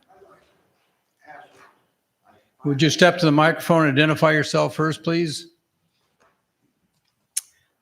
I'm Lester Denartog. I want to ask a question, not for the spiel. The finance director or city manager. You are Lester? Lester Denartog. Thank you. This tax abatement, you keep saying $175,000 or so much percentage per year. They're building a building right now. If I built a building and wait 5 years to build any more, are you abating 50% of the taxes on a building or 50% of the taxes on $8.2 million? Up to $175,000, how's that work? That's what I'm curious about, yeah. So the development agreement begins at the time of completion of the minimum improvements. So if this agreement is approved, only one building goes up, the rebate would not be able to begin until after all minimum improvements are completed, which is 108 units, substantially similar to the proposed and approved site plan. So that means the tax on a building will be what I pay. Right. If the developer were to sign the development agreement but still never finish the other buildings, then he would just have to pay his taxes on that building. This agreement would not mean anything. It only applies after the minimum improvements are completed, which would be the full project. All three buildings, all three done. Right. Okay, well, that was, I see the 175,000 going back no matter what. I'm thinking, whoa, something right here. Okay, thank you. I think we've had good input. Anybody else? Otherwise, I'm going to entertain a motion to close the public hearing. Is there a motion? So move. Second. Councilmember Rowe? Yes. Councilmember Myers? Yes. Councilmember Pope? Yes. Councilmember Berg? Yes. Councilmember Dalby? Yes. Resolution number 211, 2021, approving and authorizing execution of a development agreement by and between the City of Ottumwa and HCI 52501 Investment LLC. Recommendation: pass and adopt resolution number 211, 2021. Is there a motion? Move the recommendation as presented. Is there a second? Second. Okay. Any questions for Zach or Phil? I wanted to address just a few things, Mayor, just to clarify. Primary thing I want to mention, the sewer, this was addressed at the last meeting, but I know that not everybody here today was there. There are issues with private sewer laterals on the frontage road. All of those are upstream of this development. It's going to collect downstream of this. So there's no potential for that to be influenced. Also, there's capacity there. The issues that those folks have are not a result of inadequate capacity in the public main. Those are a result of the depth of those laterals and issues that happen with frost. With those laterals being above the level of frost, this development doesn't impact those issues. Also, the developer in this case is as responsible for his private lateral as anybody else in the city. We didn't do anything special with his sewer. He's responsible for his private lateral the same as everybody else. I do also want to address the issue of traffic. It is identified in the comprehensive plan that that intersection has issues, and that intersection's with a DOT highway. The city can't install any traffic control on that intersection on our own. The sort of note of optimism, or one thing that can be encouraging here, is that unfortunately, to an extent, the DOT's policy and changes in certain intersections are just determined by the amount of traffic there. And sort of like with the sidewalks and what we discussed with the safe routes to school, having more neighbors is more in your benefit when it comes to explaining to the DOT the importance of paying extra attention to an area that you have. I also want to talk a little bit about some of the things that Jerry said. I think that the whole, it's not my job to tell you necessarily, you know, how you should vote and why, that your decision-making calculus is your own. But the issue of petition being compared to turning out and voting, there's just some things that are, I think, a little bit faulty with that. And one is that there's 200 families that are hoping to move into this community that can't sign the petition in favor yet because they don't live here. And some of those families will be folks like David, and I did appreciate his comments. And then I do want to also just go ahead and address, the coal mine issue. A couple of things here. The first is that this development is north of the area that is the Union coal mine that's in that location. We looked at the Iowa coal mine map and evaluated where that's located. It's not relevant to the development here. There's also a lot of development in Ottumwa that is over existing coal mines, I think even including Eisenhower School. But in this case, there's nothing that's going to be built over a coal mine in this project area other than, I guess, the driveway. And then I do finally just want to talk about jobs, economic impact. The first is that what I think, could be a nightmare scenario for the Ottumwa, does JBS ever leave? I think that we're seeing that housing is a barrier to their business. I think that adding housing in a way that supports their business makes the security of JBS more long-term. It also makes the security of the building more long-term. And then also just that, as I kind of said above, we're behind where we need to be in terms of population to meet the job needs that we have. We have pre-COVID unemployment, and we have 900 job postings on Indeed right now, 200 more coming down the pipeline. We need folks to live here. JBS is building this because they're not trying to relocate 200 workers they already have into a different apartment. They're building it because they want to grow 200 new jobs with 200 new people to the community. You're going to bring new students to the district. I think that's really all I have to say about it, but I do can answer questions. Council, any comments, questions?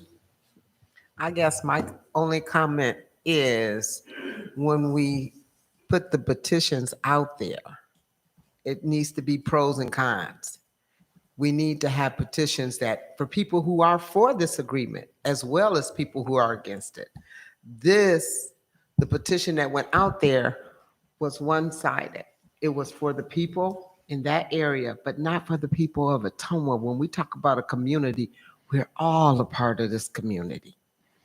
So we may want to look into that next time if petitions go out, you have to have pros and cons. Thank you. Any other comments? I guess I'll make a couple of comments. And a lot of this is going to be reiteration of what I had said at the last council meeting where this issue was brought up. First of all, again, thank you to everyone who took the time to come out and be vocal on an issue. We don't have enough of that.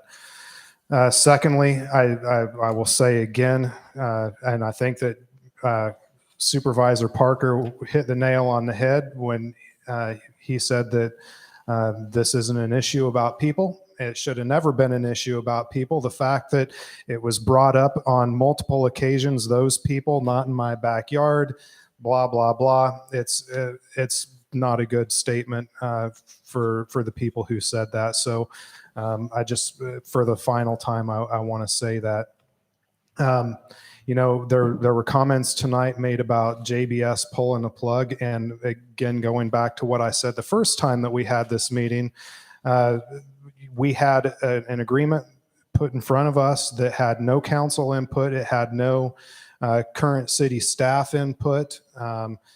And I was very vocal at that point. I'm not in support of anything that council doesn't have an opportunity to have a play at the game on.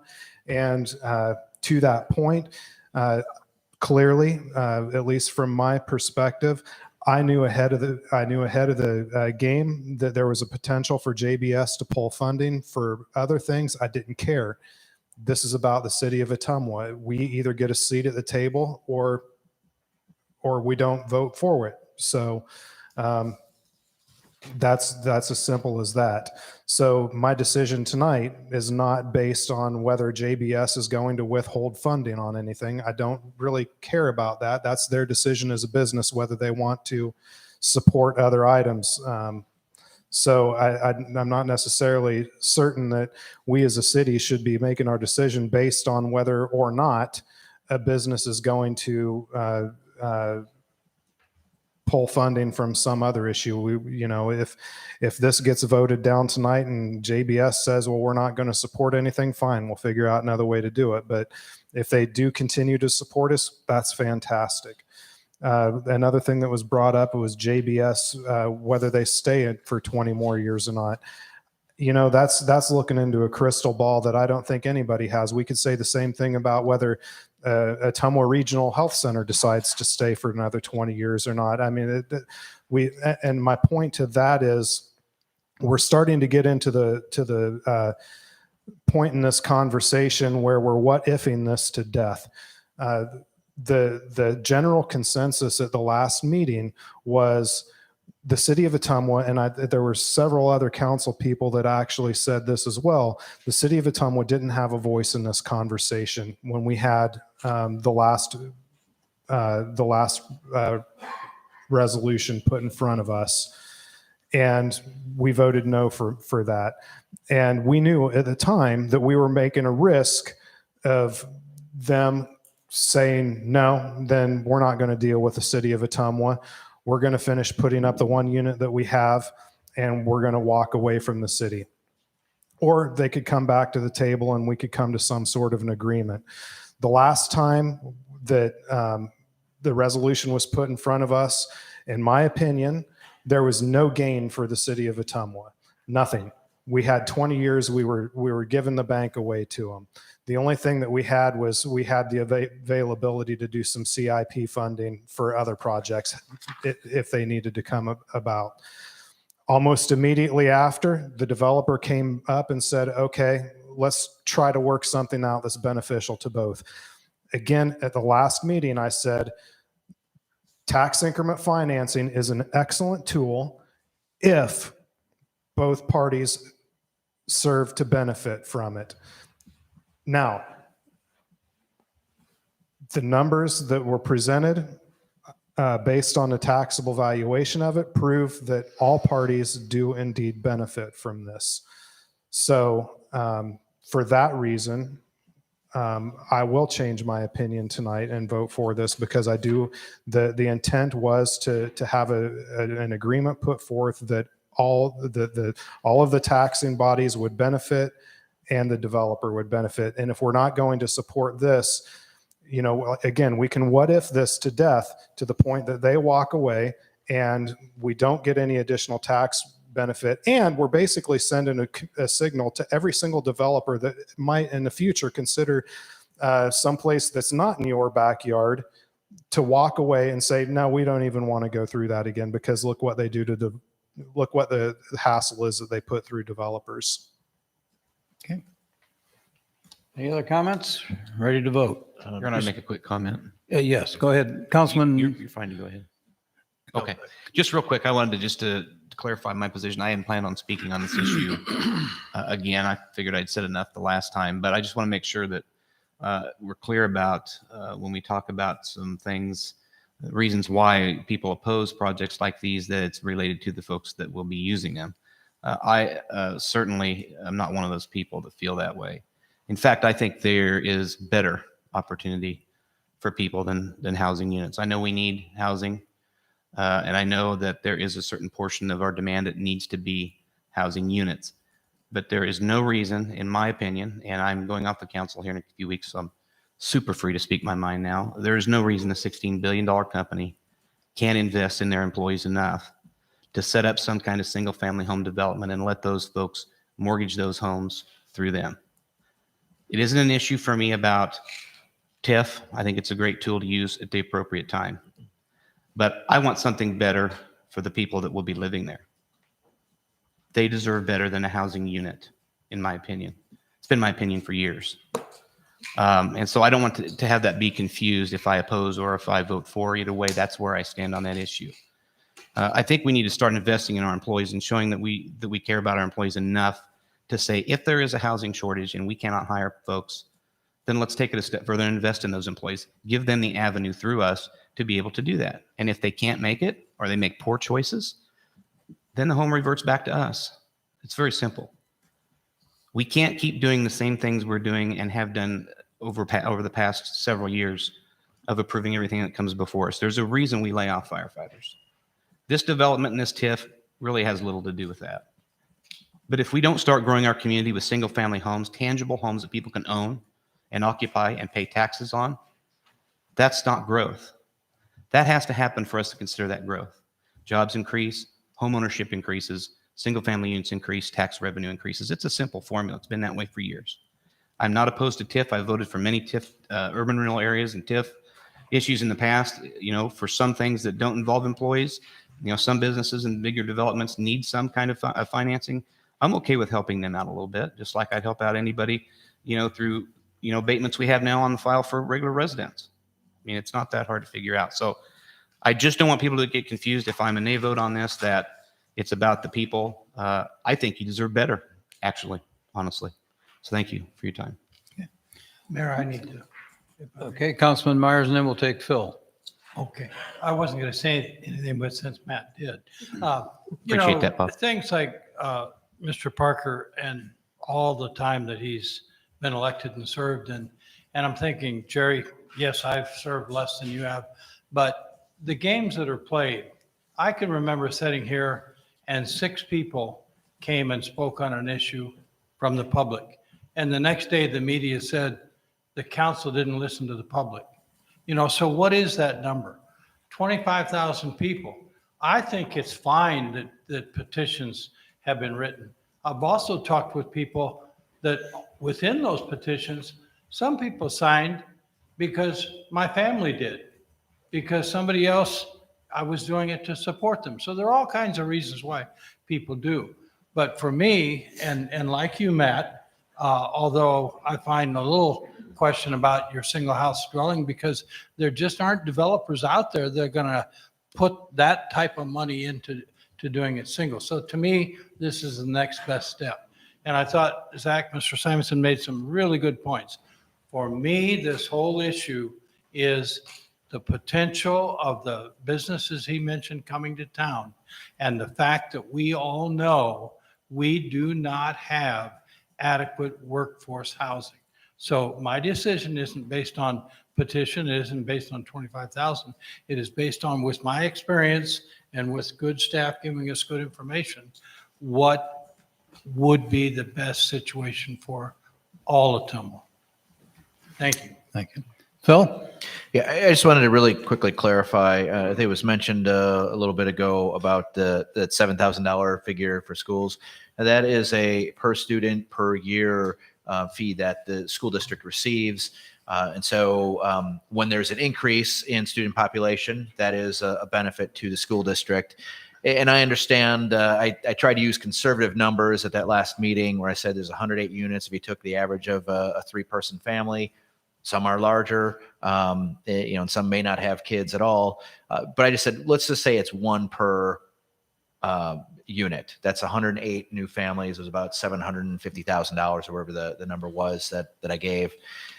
I also do realize that not everybody moving into those units is going to be from outside the city. There will be some people moving from one place in the city to that unit, but that then opens up where they moved from, and someone else from outside the city could move in. So I think there's still that net gain of roughly 100, potential for 100 new students. So that was where that came from, and it's a per student per year, $7,000. Okay, had a lot of discussion, a lot of comments. Zach, anything else you want to say? Just the very last thing I want to say, and I want to say to Councilman Dalby, because I really do respect the point that he's made, and I think it's important, just to mention that we do have the housing plan. There's a public announcement for that on December 20th, noon and 5:30. And there's things in that are going to start us moving in the directions you describe, and I really want to get going on those. I wish you were going to be on the council to see him, because I want to kind of, I respect you a lot, and I wanted to prove we could get it done. And I'll just have to look for you in the community when we do. I'll stick around.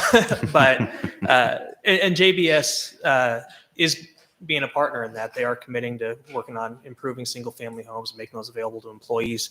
And we're going in the right direction. I understand whether, no matter how you vote, I understand why, but I do think that we're moving in that direction. Yeah, and Your Honor, I'd say one other thing. I don't want to down one of Ottumwa's biggest employers. They've been great to employ people here. They pay a super wage now, a wage that I would never complain with.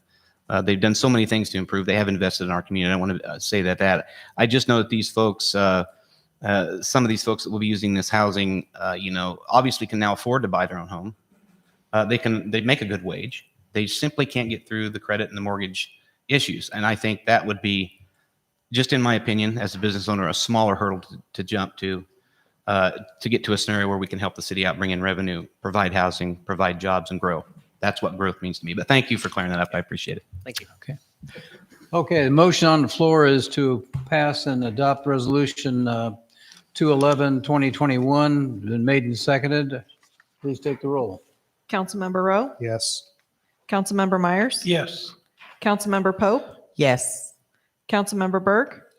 Abstain, as I'm working on several projects that are affected by funding from other sources.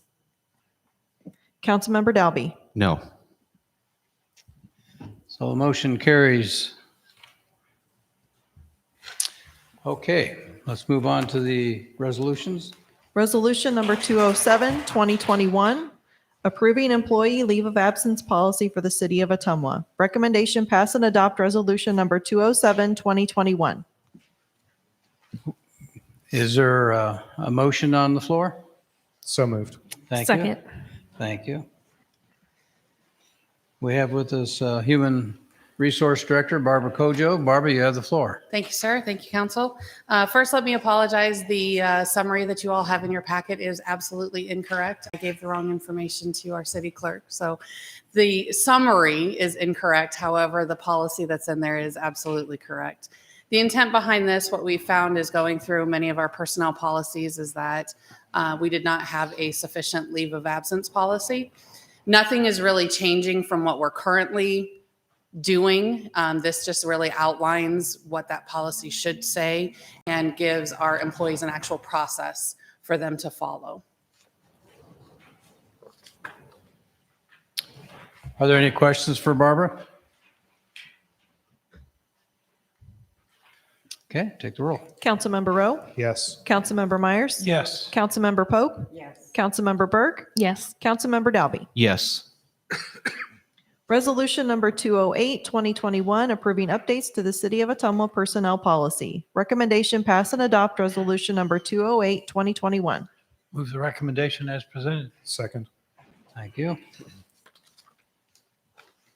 You have the floor again. Thanks, sir. There are about 7 different changes that are outlined on the recap that I'll go through quickly. The first one is to change our personnel policy, and this is in response to the leave of absence policy that is there, is that to change it from sick leave to sick pay. Sick leave is not something that is part of our FMLA and part of our leave of absence. Sick pay is a benefit that is offered to our employees. So that would just be changing that to sick pay throughout our personnel policy. The 2 items with sick pay and with leave of absence, that actually runs concurrently. That does not run separately. So the sick pay is what actually pays our employees while they are off on either a FMLA leave or a leave of absence, whether it be paid or unpaid. So that's the difference between the 2 there. The second change would be to remove the entire current FMLA policy that's in our personnel policy and replace it with a short snapshot of the leave of absence policy that you just approved. Just kind of talking through and then referring to that leave of absence policy. The third thing in there was we need to define our full-time, part-time, and seasonal employees. That is not something that's ever been defined in our personnel policy. So change number 3 actually adds what that is. One of the things that we have to do is as we start looking at authorized headcounts and staffing and start looking at budgeting for next year, we need to be able to define what is a full-time employee, what's a part-time employee, and also what's a seasonal employee. The fourth change that's in there is to replace any wording that talks about Kronos, which was our current timekeeping system, and replacing that with UKG, which is our new human capital management system. The fifth change that's in there is fifth and sixth change actually talk about more of opening up our DEI initiative, diversity, equity, inclusion. And instead of wording it as maternity and paternity leave, it's just parental leave. That way we can offer to our employees a parental leave rather than classifying one or the other. The sixth item that's in there is removing the wording in our dress code policy, calling out specific dress for men and women. Again, being more supporting diversity, equity, inclusion, just removing men and women from that and talking about what is approved dress, whether it be for council meetings or for other business that we conduct. And then the last item that's on there is changing our overtime configurations for field supervisors to align with our current collective bargaining agreements. What we found is we were going through and working to enforce some of our policies within our personnel policy. Some of our staff graciously enough came to us and said that there were some concerns that they had. And as they came to us and we listened to them, we talked through the issues with them. We gathered information from other cities. We talked to supervisors and found a solution that would work best for everyone at this point. Given the nature of their work out in the field, our supervisors, what we're looking at doing is paying them as per that collective bargaining agreement to mirror what the employees that they're out working alongside with are doing. So those are the changes that we want to make to the personnel policy. Any questions for Barbara? Just one really quick. So you mentioned in looking through the FMLA piece of it, that's been shortened up. I just want to make sure that what we're passing still meets federal guidelines for the Family Medical Leave Act, and there's nothing that would be missing from this personnel policy that we might get stuck on at some point down the road. No, yeah. So what we did was prior to that, prior to this, what was in our personnel policy, that was our FMLA and our leave of absence policy. What we've done is we've taken that out of it and put it into the leave of absence policy that you just approved. All of that is into there, and it aligns completely with the FMLA, the federal FMLA policy. And it has been reviewed by our legal team to make sure that we are in compliance as well. Okay, thank you. Any other questions or comments? That's a rather thick packet. Good job. Took the time to go through page by page. God bless you. Okay, take the roll. Councilmember Rowe? Yes. Councilmember Myers? Yes. Councilmember Pope? Yes. Councilmember Berg? Yes. Councilmember Dalby? Yes. Resolution number 210, 2021, fixing an amount for abating a nuisance against certain lots in the city of Ottumwa, Iowa totaling $14,409.17. Recommendation pass and adopt resolution number 210, 2021. Is there a motion? Move the recommendation as presented. Second. Holly, thank you. Zach, you have the floor. Thank you, Mayor. The city abated nuisances at the 24 properties listed on the resolution. All the property owners were billed for abatement costs, and the costs on the resolution remain unpaid and will be assessed against the property with this resolution. Total costs on the resolution are $14,409.71. Any questions for Zach? I'm sorry, 17 cents. Hearing none, take the roll. Councilmember Rowe? Yes. Councilmember Myers? Yes. Councilmember Pope? Yes. Councilmember Berg? Yes. Councilmember Dalby? Yes. Resolution number 213, 2021, support and financial commitment for the Main Street Ottumwa program for the 2022-2023 and authorizing the mayor to sign the agreement. Recommendation pass and adopt resolution number 213, 2021. Is there a motion? Move the recommendation as presented. Second. Thank you. So this essentially is a continuation of the program. In 2006, city was selected to participate in the Main Street Iowa program. We had a little presentation earlier tonight about all the great things that they're doing. A copy of the continuation agreement for calendar years 2022 and 23 was attached to the resolution for reference. Phil, this is a question from me. Yeah. I didn't see in the resolution or in the legal agreement the dollar amount. It just keeps talking about the funding source. Yes. So your notes had it though. in the consent agenda, it was approved to support that $30,000 for Main Street Iowa for next year. But shouldn't it be in the legal agreement? Oh, I mean, it seems to me we keep talking about legal agreements with everything else. We ought to be consistent.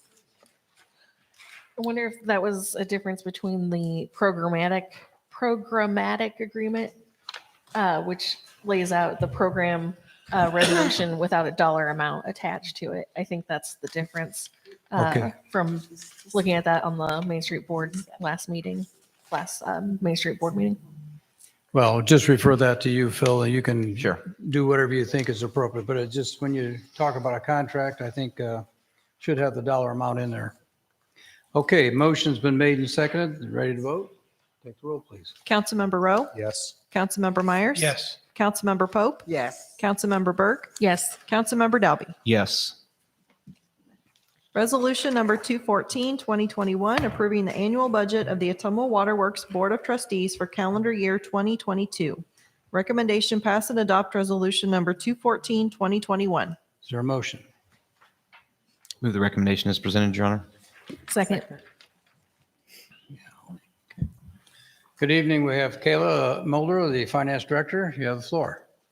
Thank you, Mayor and Council. I'm actually just going to introduce Mike Heffernan with Ottumwa Water and Hydro, and he is going to hit some budget highlights regarding this for your approval. Good evening, Mike. Thank you, Mr. Mayor. Kayla. I do need to apologize. I thought the budget highlights and all the information made it to your way last week, but apparently it didn't. So just a couple things. On the revenue side, we did project it revenue with a 3% rate increase. What that amounts to is about 96 cents for the average residential user, so per month. Operating expenses are increasing 1.3%. Biggest cost increase we are facing is insurance. insurance carriers are dealing with large casualty losses, especially the derecho last year. So we are getting to participate in some of those claims. Debt service is increasing pretty substantially, around $300,000. That's to cover the cost of our lime residual project. That's the big building you see at the, I'd call it the west end of the hydro parking lot, east end of our facilities there. That's to improve our lime waste process and operations. It's a $6.5 million project. Of course, as usual, capital projects dominate our budget. We have $1 million in next year's budget to finish that lime residual project. We also have $1.2 million for the Vine Street River Crossing. This is a FEMA mitigation project that kind of originated out of the when the ice breakup happened a couple years ago. It damaged some of the concrete on that crossing. So we actually expect that project to start in January, and that'll be bored underneath the river there at Vine Street. And FEMA will pay 80% of that project. We also have another $1 million for the Albany Street transmission main. That's connect our McLean Street main to our Maple Street tank and pump station. We're dealing with transmission mains that, well, 100 years old going up Walpole Street. So we want to get this in as soon as possible. It's kind of the first step to get a transmission main and also tanks at the old Lincoln School site. But that's a project down the road several years. And of course, water mains, we continue to spend quite a bit on water mains. We have $875,000 for the North Court project that will finish the section between Pennsylvania Avenue and Park Avenue. That'll give us all new main in North Court, at least north of Lincoln Avenue. So with that, I'd be happy to answer any questions if anybody has any. Any questions for Mike? Thank you. Good summary and very complete. Ready to vote? Take the roll. Councilmember Rowe? Yes. Councilmember Myers? Yes. Councilmember Pope? Yes. Councilmember Berg? Yes. Councilmember Dalby? Yes. Resolution number 215, 2021, determining the necessity and fixing date for a public hearing on the matter of the adoption of a proposed amended and restated Ottumwa Urban Revitalization Plan for the Ottumwa Revitalization Area. Recommendation: pass and adopt resolution number 215, 2021. Is there a motion? Move the recommendation as presented, Your Honor. Thank you. Second? Second. Thank you, Holly. Phil? Or Zach? This You're is gonna mine. take that. Thank you, Okay. Mayor.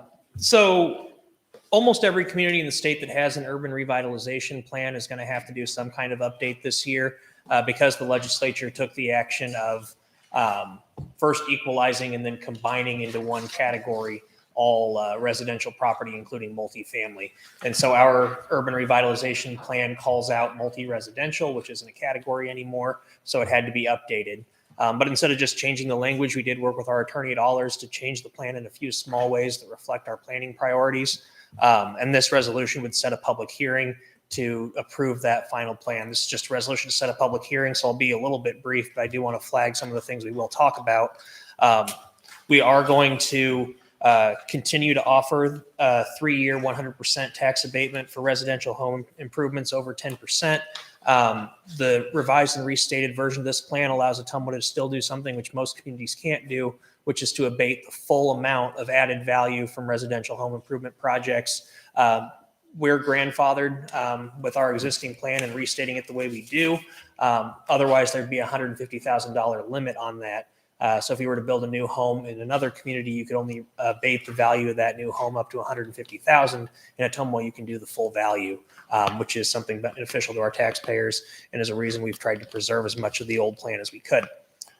We do also create in this plan a special new exemption for historic preservation, qualifying improvements that are approved by the Historic Preservation Commission and are sympathetic historic restorations to contributing residential structures in historic districts could qualify for a 5-year 100% tax abatement under this plan. We'll discuss that a little more next week.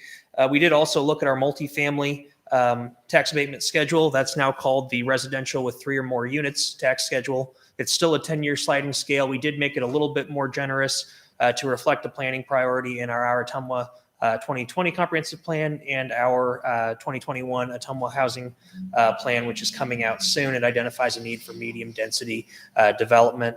And this is the type of development where they're going to be looking at using the urban revitalization tax abatement schedule. So smaller, not the big ticket development. But we didn't want to go to the full extent the legislature allows, 10 years, 100%, because we wanted to reserve TIF in that process and flexibility for the council for bigger ticket development. And then this does keep the same industrial and commercial tax abatement schedule that we have now, a 5-year sliding scale, which is the maximum allowed by law. We'd have this public hearing on December 21st. Any questions for Zach? Okay, hearing none, take the roll.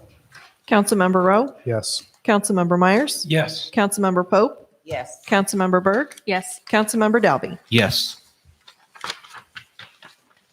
Resolution number 216, 2021, fixing date for a public hearing on an application to the Iowa Economic Development Authority for a community development block grant from the COVID-19 program and authorizing the mayor to sign the contract for grant application assistance with Area 15 Regional Planning Commission. Recommendation: pass and adopt resolution number 216, 2021. Is there a motion? Move the recommendation as presented. Second. Thank you. Zach, you have the floor again. Thank you, Mayor. This is also a resolution to set a public hearing for a grant application. In this case, Iowa Economic Development Authority received extra money for community development block grants as part of the COVID-19 relief bill that the federal government passed. And they've divided that up into a few different categories on a more or less first come, first serve basis. So we're trying to capitalize on some of that added opportunity with a facade project, which addresses the buildings at 105 and 107 North Market and 114 to 118 North Market. We'll present some of the design and what's the scope of the project at the public hearing. But this would be an opportunity for up to $50,000 per facade for these buildings. And our existing city facade program could provide the city's match. So this wouldn't be any additional, significant additional expense for the city, a little bit for grant administration, but we'd be leveraging quite a bit off of funding we'd already give to this type of work. So. Any questions for Zach?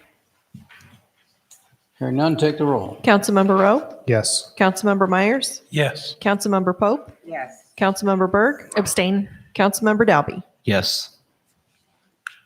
Resolution number 217, 2021, approving the purchase, signing of contracts, signing of an agreement, and cost of annual maintenance subscription fees for the Public Safety Suite Pro from Central Square for the Ottumwa Police Department.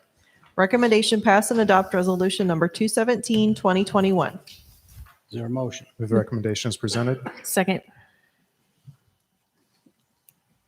Chief Farrington, you have the floor. Thank you, Mayor. Thank you, Council. So what you should have in your packets is kind of come full circle, the contracts with Central Square, also the breakdown of what those costs are. We got some gracious grant from Legacy, also the E911 board for the uptick, put money in on that. And then one of the great things was obviously with these software packages, there's continued maintenance subscription fees, and without even asking, the E911 board basically opted to pay for a third of those recurring costs yearly. So couldn't be more happy with assistance from 911 and Legacy.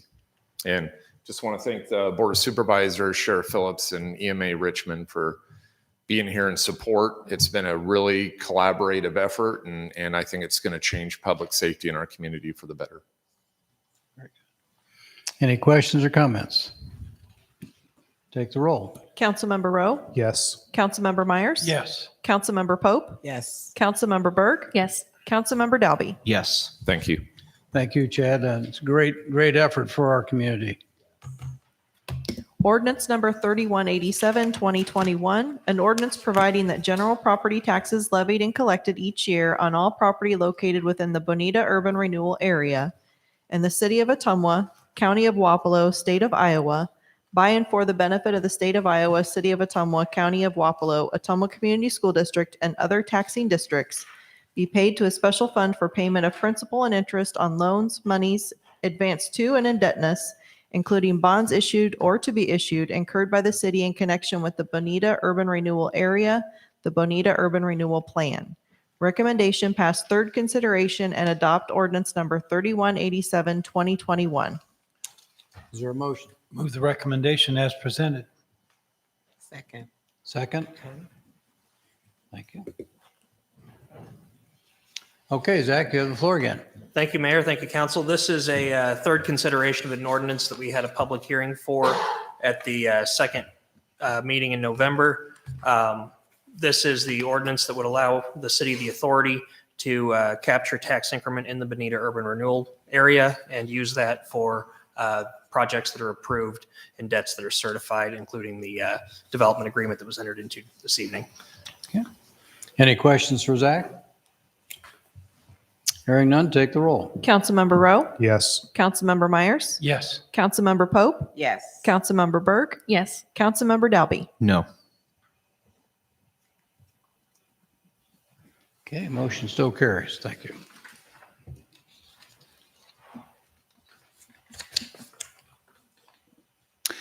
Okay, at this point, we also give people a chance to talk to the council about anything that they want. It's not on the agenda, so if there's anyone in the audience who wants to talk about any city business or suggestions, ideas, this is your chance to step to the microphone. Okay, seeing none, we'll move on. We did receive the petition and filed it with the city clerk. We had a total of 572 signatures, 489 of them were in Ottumwa. And that has been duly noted and filed with the city clerk's office. Did you receive any other? Okay. No, I did not. Okay. I do want to comment, received a very nice, positive letter this just 2 days ago, and I'll share that with the city clerk too. Any other business, council? Remember, you have evaluation forms to be working on between now and the 21st, well, actually the 17th, so that we can get them tallied. Oh, I actually do have something whenever you're done. Sorry. Okay, so Councilman, go ahead. Just a quick something for staff to consider, if possible. Zach Simonson had mentioned a little earlier about the comprehensive plan and looking forward. If it's possible that we could either have a summary or a special meeting regarding the amount of infill that we have available that the city actually controls in the community, as well as what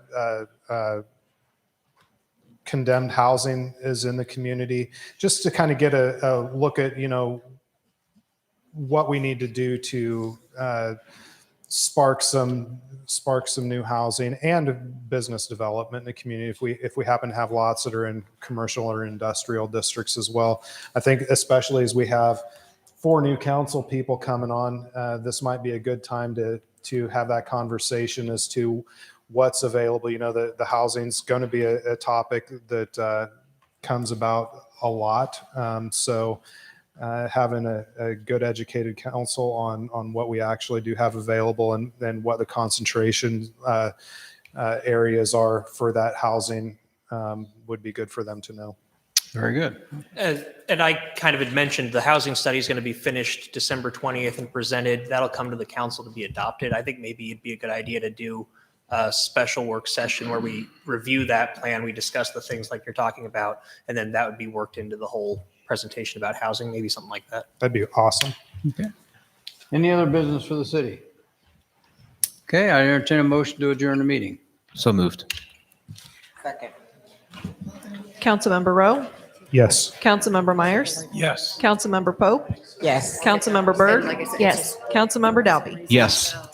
With my wrist. His supplemental spouse insurance, it's given an error, and I don't understand.